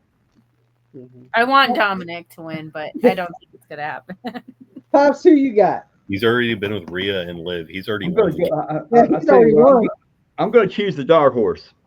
Who's that? Dominic. He's choosing Dominic Mysterio. I'm going to choose the dark horse, right? because I've been in times more than I care to count that I went the other way and lost it. So I'm going this right here route. Okay. Next, Yay. we got a Sin City street fight: Damian Priest versus Drew McIntyre. What is a Sin City street fight? That's what I just a regular street fight. Just because you're in Las Vegas, I guess. Is it Yeah, I because think that's we're in what it Vegas? is. They're gonna try and make it look like it's that it's taking place in Las Vegas. I'm gonna be honest. I like Damian Priest and I like Drew McIntyre. Both these guys are talented. I'm gonna have to go with Drew. That's what I'm going for.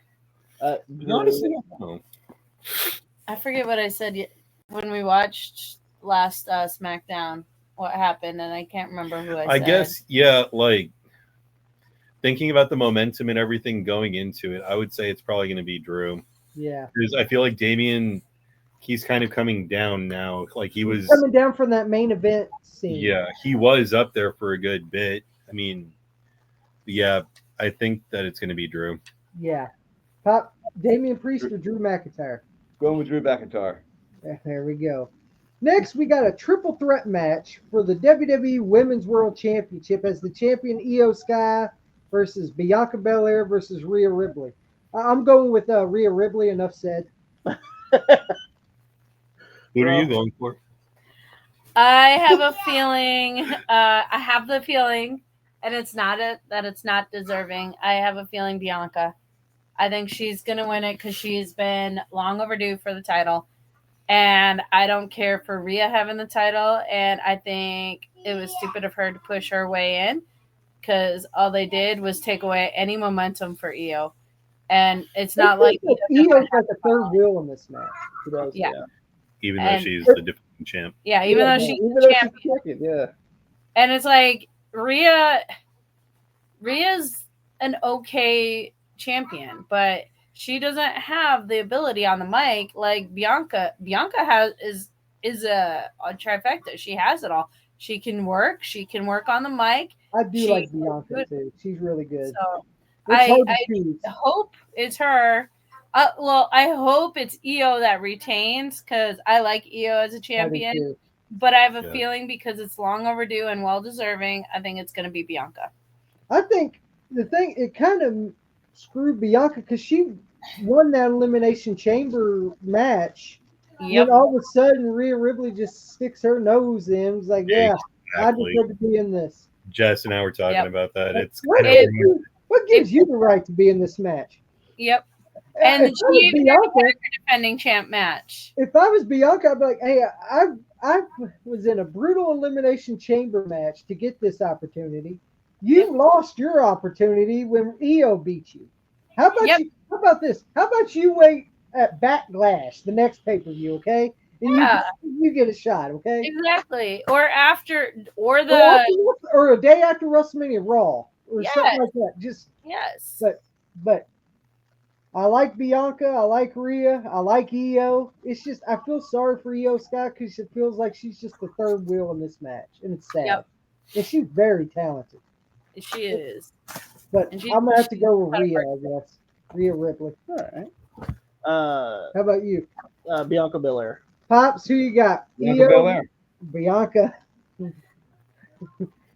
Yeah, I'm gonna say Bianca too. Yeah. I You're remember outnumbered. I remember WrestleMania 39, and I was telling one of my friends, it was like the only reason I even watched that show was I was kind of interested getting back into the Bloodline story, Yeah. but I was just legit bored. I had nothing else to do that day. And I think that a women's match was one of the first ones on. I see Bianca come out, and she had the hair thing going on, and I was like, Yeah. who's this? But then watching her in the ring, and then later on seeing her cut promos, I'm like, she's got it. Like, she Yeah. gets it. She's good. I'm sorry. She is. A lot of people's like, oh man, I'm tired of seeing her on top. I was like, well, she ain't on top very much. You know, And she's not Charlotte Flair. Yeah, she ain't no Charlotte Flair here. No, But now it's time for the main event of WrestleMania, Night 2. For the WWE Undisputed Championship, we have the American Nightmare Cody Rhodes versus John Cena. I'm gonna say this right now. I kind of want John Cena to win. I want to see Flair's record broken. I do too. I want to see Cena. I like Cody. How about you let Cena hold it for a little while? So because I'm sorry, this don't feel like a one-off match to me. No, it gives them more potential to do more matches. And I mean, one times that Cena had it was this was back when he actually worked full time. He would literally every Monday give any wrestler who wanted a chance in the back a chance to earn it back. I love that United States title open challenge. And this with him getting it storyline wise opens it up for way more. Especially on the pay-per-views, it opens it up for a lot of different matches, a lot of different talent besides Cody. Plus, it gives Cody a break. Yeah, you know what I mean? I will say too, like if they run with the Cena title reign again, or I mean, it's his retirement tour, if I understand right. Basically, right? Like he's kind of doing his goodbyes. I want Cena's last match or his last opponent to be Randy Orton. Yeah, that's the feud that got me back. Playing a lot of baseball. Can't hear you, buddy. Okay. I remember there was that episode of Raw when Randy attacked John Cena's father, and Cena, I think, was handcuffed to the rope. Oh, that was great. Gets his way, and Randy runs like a scolded dog with that spear down to end it. Me and my roommates, we were all playing baseball at the time, but we were watching TV, and we're all quiet. It's like, dude, that was really good acting.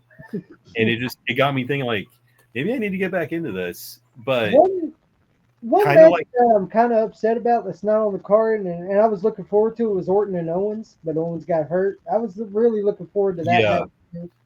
I'm hoping they give Orton a match. I was going to say, whenever Cena and Orton got in the ring, to me, that was like a younger Shawn and Hunter. Yeah. Like, they gelled, they clicked. Oh, yeah. One person that I'm hoping just does something, even if it's like a backstage spot, is R-Truth. Yes. Yeah. Like, just let him do a comic relief. Like, it don't matter what he does. When he called Triple H Tommaso Ciampa, like Hunter almost cracked. Let him come out for the Undisputed with Cena, because you know they did that whole bit with Cody. Let him come out. You see Cena come out, and you see R-Truth right behind him or something like that, and then Cena could just like knock him out or something. It'd be comical. Yes, or even have him on the mic as commentary during that match. Yeah. That would be just funny. Yeah, R-Truth is underrated. I'm sorry. Well, oh god, horribly underrated, man. Like, he can move in the ring, especially at his age. That's hard, and he can like he's not bust a promo out like nobody's business and break people. He broke Brock Lesnar. Like he cracked him up, got him to laugh. Like there isn't Triple H anybody. had to walk away. How many times do we see Damian Priest have to look away because he was laughing? Like there isn't anybody that guy can't break. So I would love to see him do it. Tom and Nick Mysterio. Is Nick okay? I can't find him on Facebook. But who you got, Rhodes or Cena? Cena. Yeah. How about you guys? Who you got?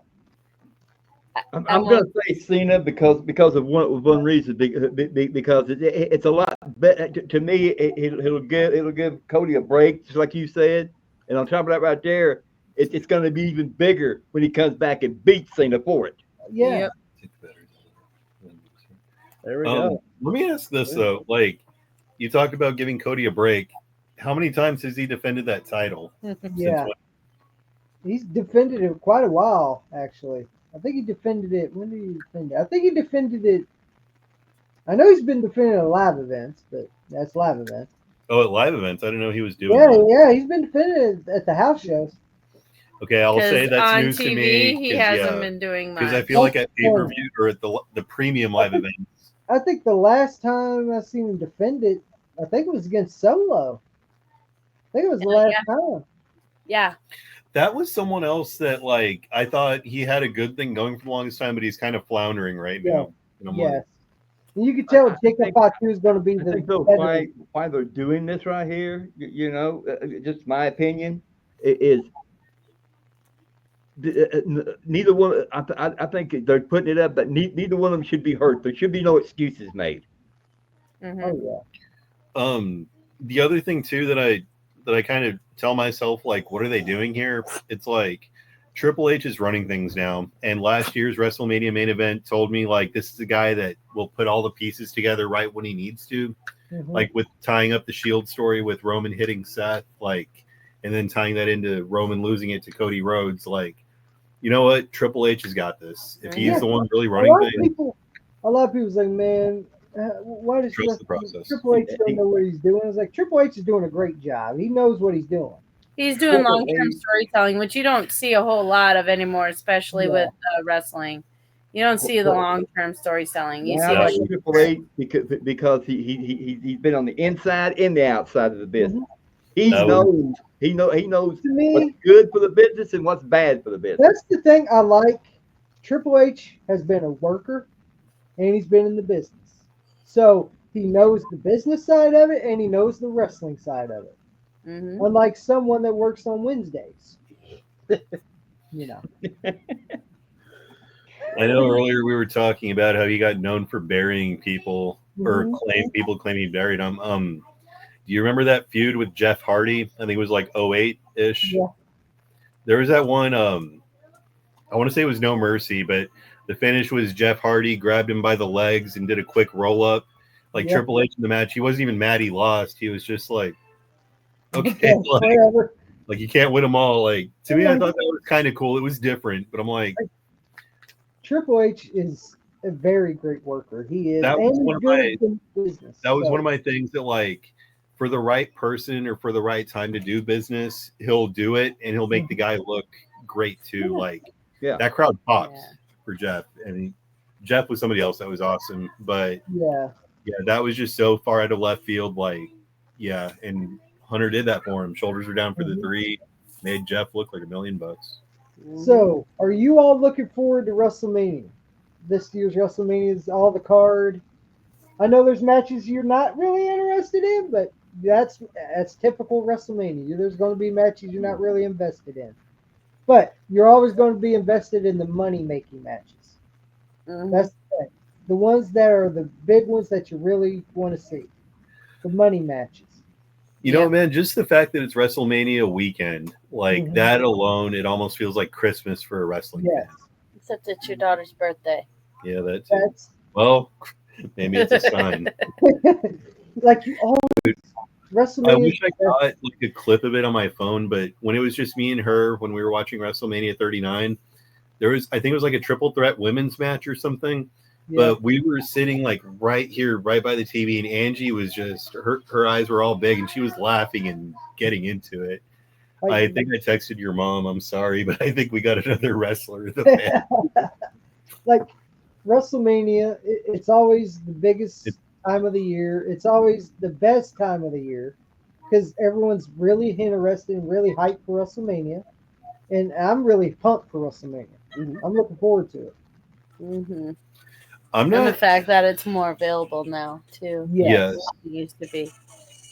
Did I hear talk about WrestleMania is going to be in Nashville sometime in the next? I heard they're trying to put it here in Tennessee. Yeah, and I think I'm going to try to go. I would love to go to WrestleMania. I think Indiana. Yeah, Indiana's probably. I think Indiana's going to be one too. Yeah, they already called it. Indianapolis. Yeah. Well, I'm kind of picky about who I'll talk wrestling with. Like, I mean, I'll talk wrestling with anybody, but like people that I'll really talk the ins and outs of wrestling. Yeah. I'm really picky about that group. But y'all, Jess and I can see the passion and the knowledge. Like, we know what wrestling means to you because we were there too. I do hope you guys can make it to a WrestleMania one year. Yeah, that would be great, actually. Yeah. You already know in Kentucky you're never going to get a WrestleMania.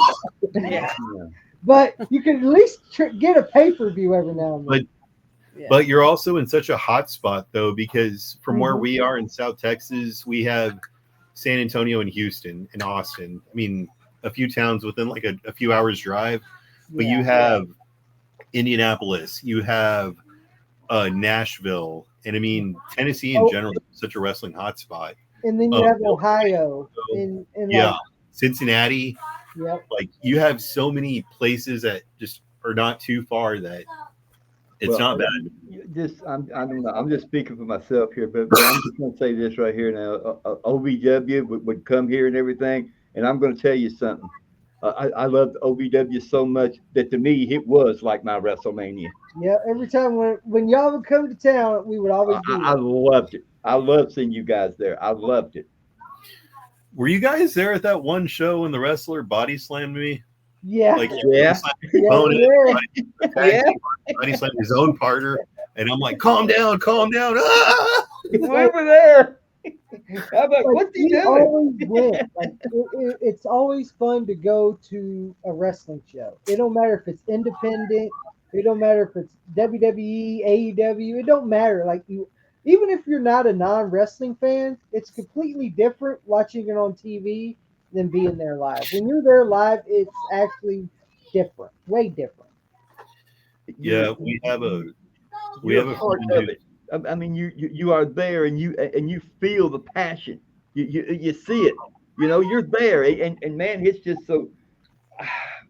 I miss it so much. It was just so much part of my life. Just going there and watching you guys perform. Kind of bummed because I heard OVW doesn't go to E-Town anymore. Was that true? No. Yeah, they don't. That's true. They don't even do house shows. They don't do that no more. No.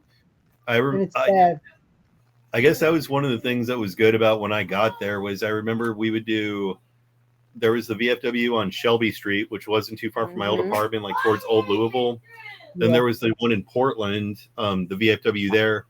That was fun because they had like 2 stories in that VFW hall, so the guys would watch from the second floor just to watch the show. But E-Town and SNS, those were my 2 like. All right, let's do this. Like every time people's like they always loved coming here because we would drive up from Bowling Green just to do that show because we loved it. That was one of my favorite shows.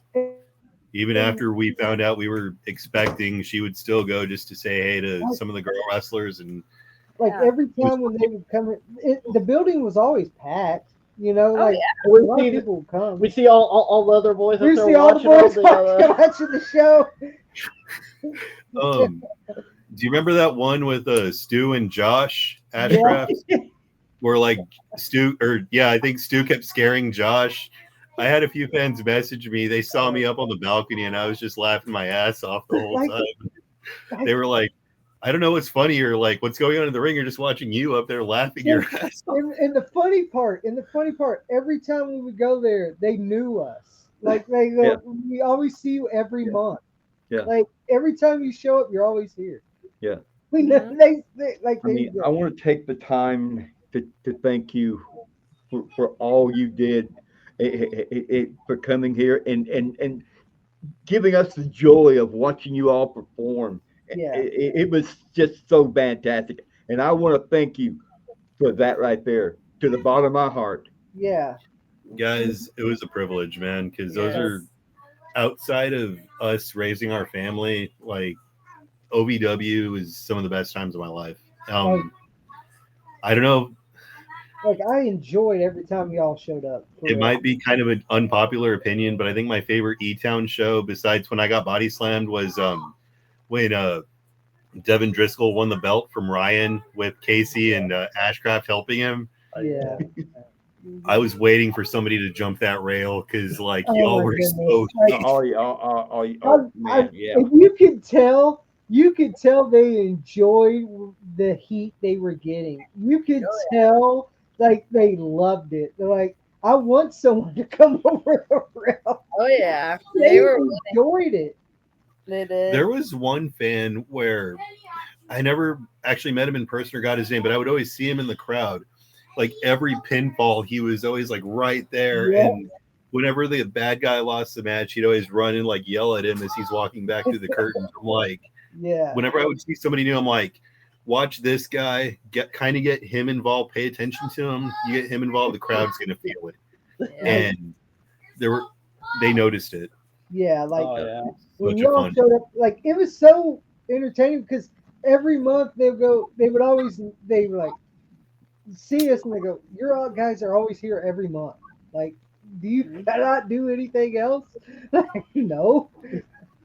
Like Just they enjoy see us going. every month. Like every month we'd always go. And they're like, you guys are like ones that show up every month. Like we know you show up every month. Because we enjoy it. You're regular. We enjoyed what you all did, and we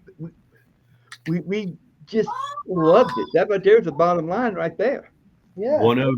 I think when I was in the beginners class, I wasn't even done with my training yet, but I was going to help out with setup and takedown. Did y'all know James? He was the guy in the wheelchair that would show up to all the Yeah. Yes. He would get there like well before anybody did. Yeah. But he was the first person I met when I was still in the beginners class.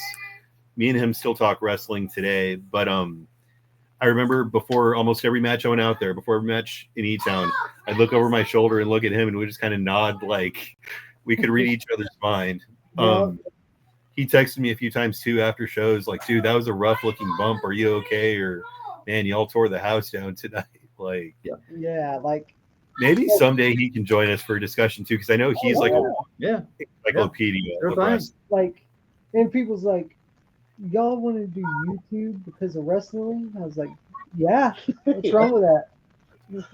Like, It's good though. like we could talk about wrestling all the time. Like that's what we talk about. It's you always have like a lot of people say their passion for comic books, video games, stuff like this. Our passion is wrestling.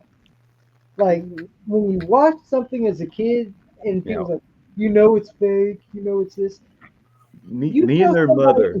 that gets hurt. Me and that the it's kids' mother would take them. Tommy was barely walking. Joey, he was just an infant. We carried, you know, in a crib. what do you call it? A little carrying case, you know, a little carrying bag for him. And we go to wrestling, and Tommy, you know, he knew what it was all about. Joey, we'd look at him, and when they pick him up and throw him on the mat, he'd have his eyes closed, and when he heard that smack, he'd wake up like that right there and look around. Yep. I mean, it was just so amazing just to see. And then when they got older, I mean, man, I love wrestling. I always have. Tommy, are you the old one, Tubio? Yeah, I'm the oldest. Yeah. Okay. My kids grew up and they are encyclopedias of wrestling. Encyclopedias. They know everything about it. They know from one year to another who won it.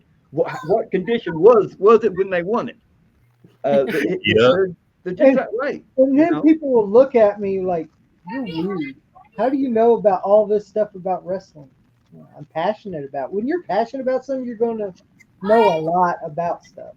Yeah. Something that I forgot who said it, and I wish I could give them the credit for it, but one of my old buddies used to say pro wrestling saves lives.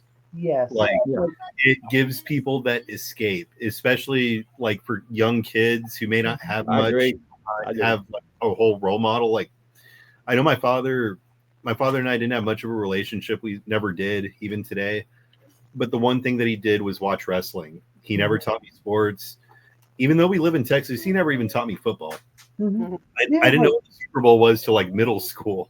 But I could tell you about all the WrestleManias. I could tell you about Shawn Michaels and Undertaker and like Diesel and how cool Diesel was because he had the glasses and he's all tall. But like it's just wrestling is something different.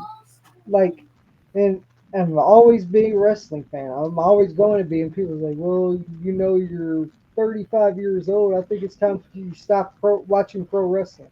No. I can't remember some of the old wrestlers' names, just like earlier though. But I can remember, you know, watching it and everything like that. But I can't remember much about it. You know, even now, you know, still watching it. I sometimes I forget about what happened there and my kids never forget it. It can be as far back when they were real little, but they still remember it. Mm-hmm. It's a good thing, though. That's a good thing. Let me ask you all this. 2 questions. So say if you're in the business, trained wrestler, everything, you get offered a Mania match against any opponent in the whole world. Who do you pick? Ooh, that's a good question. Well, the Say other what? question, too, food for thought. All right. Outside of the ring, any wrestler, past or present, who would you hang out with? Oh, okay. Probably one I would love to have a Mania match with would probably be Roman Reigns, because I know I'll be making some money, because he's the big star. You know. Dude, what was that shirt? God mode? Greatness on a different Yeah. level? Like, I have to say Roman Reigns. Does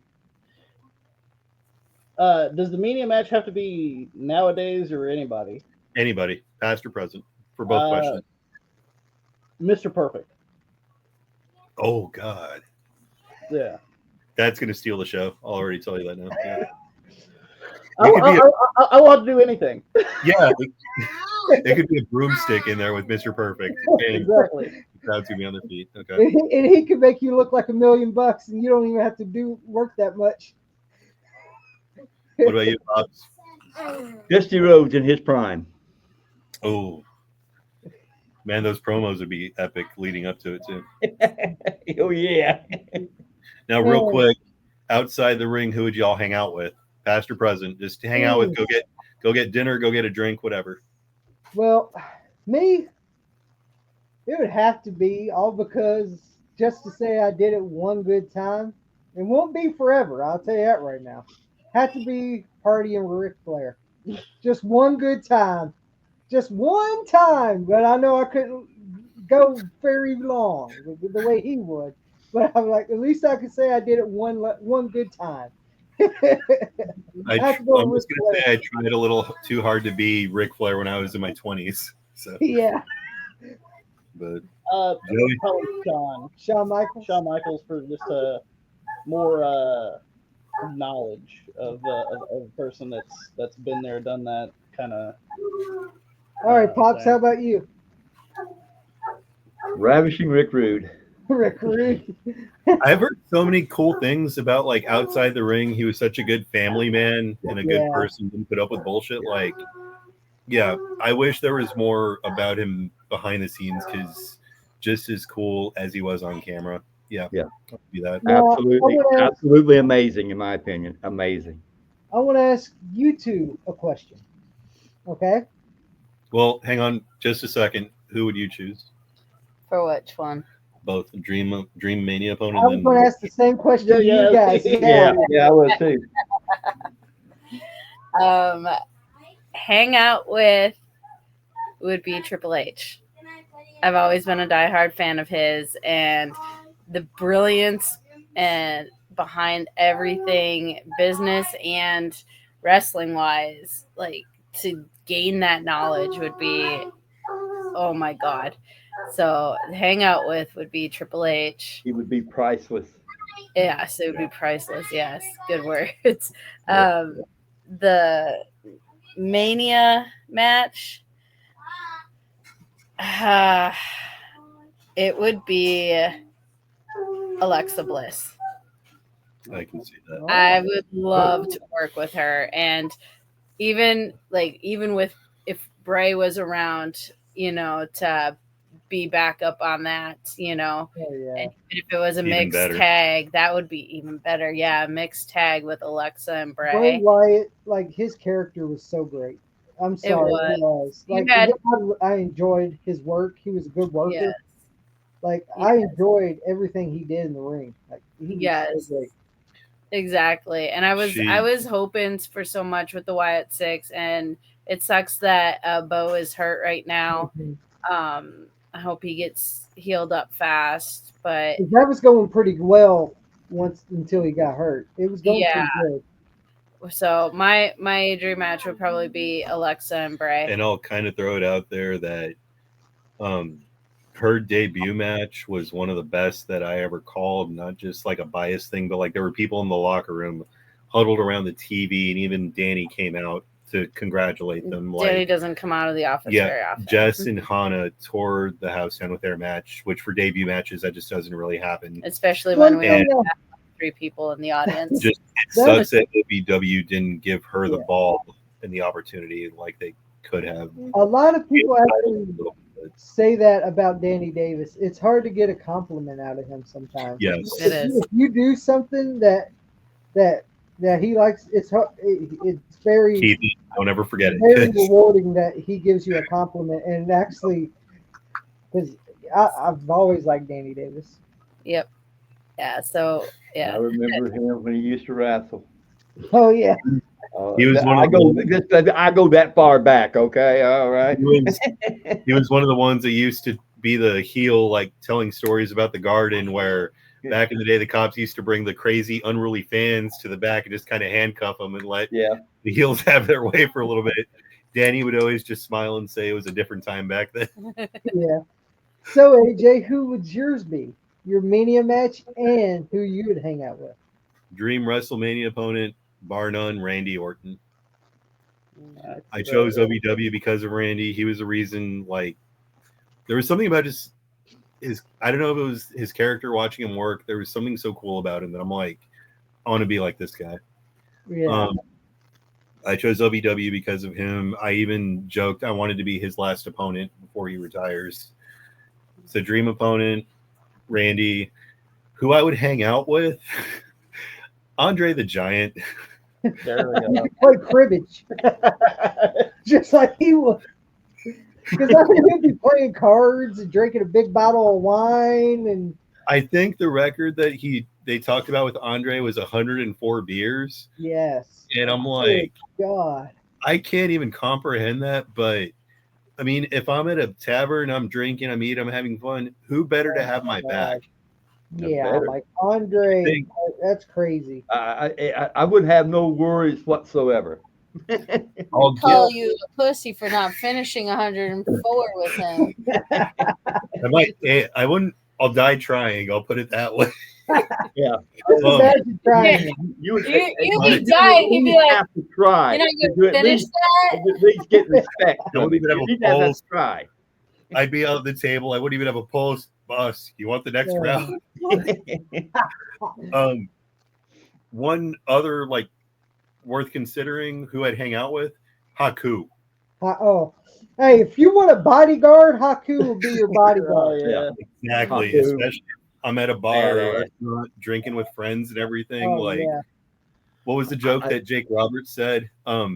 If I'm in a tank with a gun and Haku's 300 yards away, I'm jumping out of that damn tank and shooting myself before I shoot him. And that's pissing That's off. the thing. Like, Haku is tough. Like, oh my goodness. Haku, man, there's a lot of stories around. A lot of wrestlers told about him. He said, "You want a badass?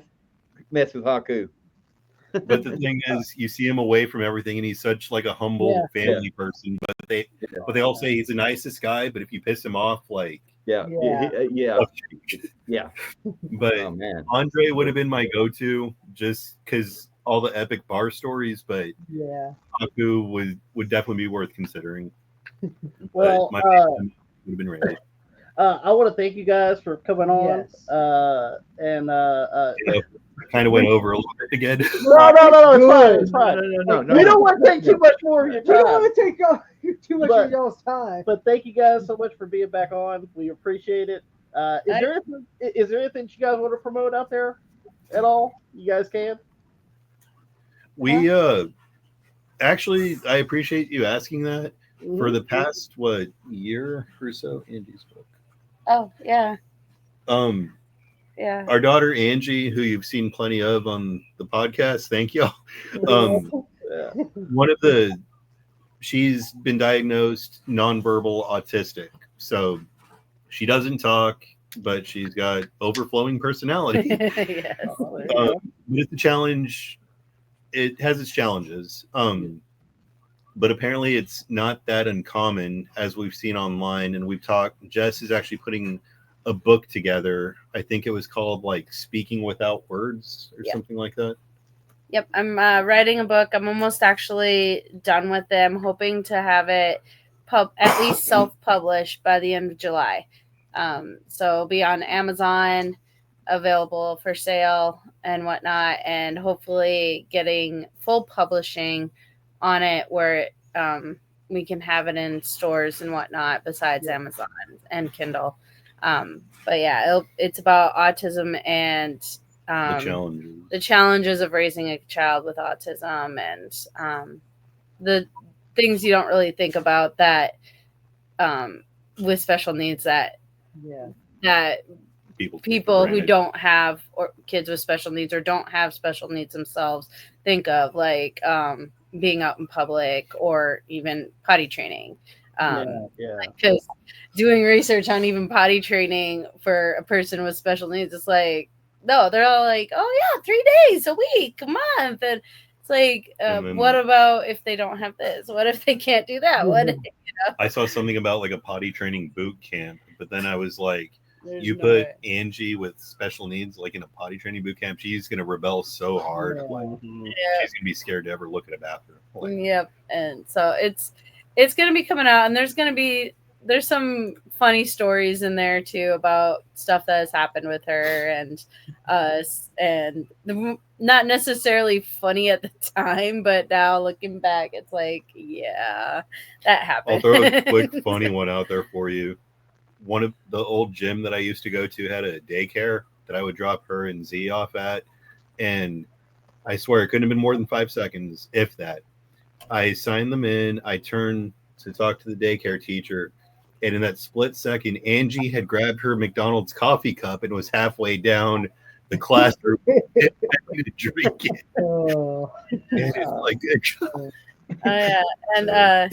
They, at her school, they actually, the way their class is set up right now is they have their main classroom. They have in-between zones like a bathroom and a kitchen area. And then on the other side, they have their sensory room. So they can just go in between, not have to go all the way into the hall and everything. Well, it's because of her that they actually have to lock the in-between rooms now. Because she would open them up and close them, go into the sensory room and go out into the hall and run away from them and get lost. And because they would lose her and they would go into a panic. So they found out, like, she's figuring out how to open the doors and get away from us without us knowing. It's like, she's too smart for her own. It's like whenever people say something about autism, it's like, somebody might be autistic, but it doesn't mean they're not intelligent. Because she is so she is so problem solving, intelligent. It's not even funny. Like, you could probably put her tablet on top of the house, and she'll find a way to climb up there without the ladder. She's up to higher than your closet shelf. Like, think of your tallest closet shelf. She is scaled up to that height to grab a bag of donuts that she wanted. When you're determined, that's what happens, right? Yep. But we will definitely promote that for you guys, no problem. But thank you guys so much for being on the podcast. We really appreciate you guys, really. Thank you for always coming to here in Kentucky, and always in OVW. Y'all always was the nicest people, and we really appreciate everything y'all did. Thank you all. You took my line away from me. Oh my God, he took it away from me. I feel the same way. Thank you very much for coming here, entertaining us, and thank you very much for being on the podcast. Thank you all for letting us live our dreams. Getting in and out of that ring every time we went to E-Town, every time we were doing the TV tapings, and y'all were watching. Thank y'all, because without y'all, that wouldn't have happened. So. Yes, definitely. Thank you guys. Thank you. But go ahead. WrestleMania, all right? WrestleMania. We'll see you all next time. Have a good night, guys. Good night.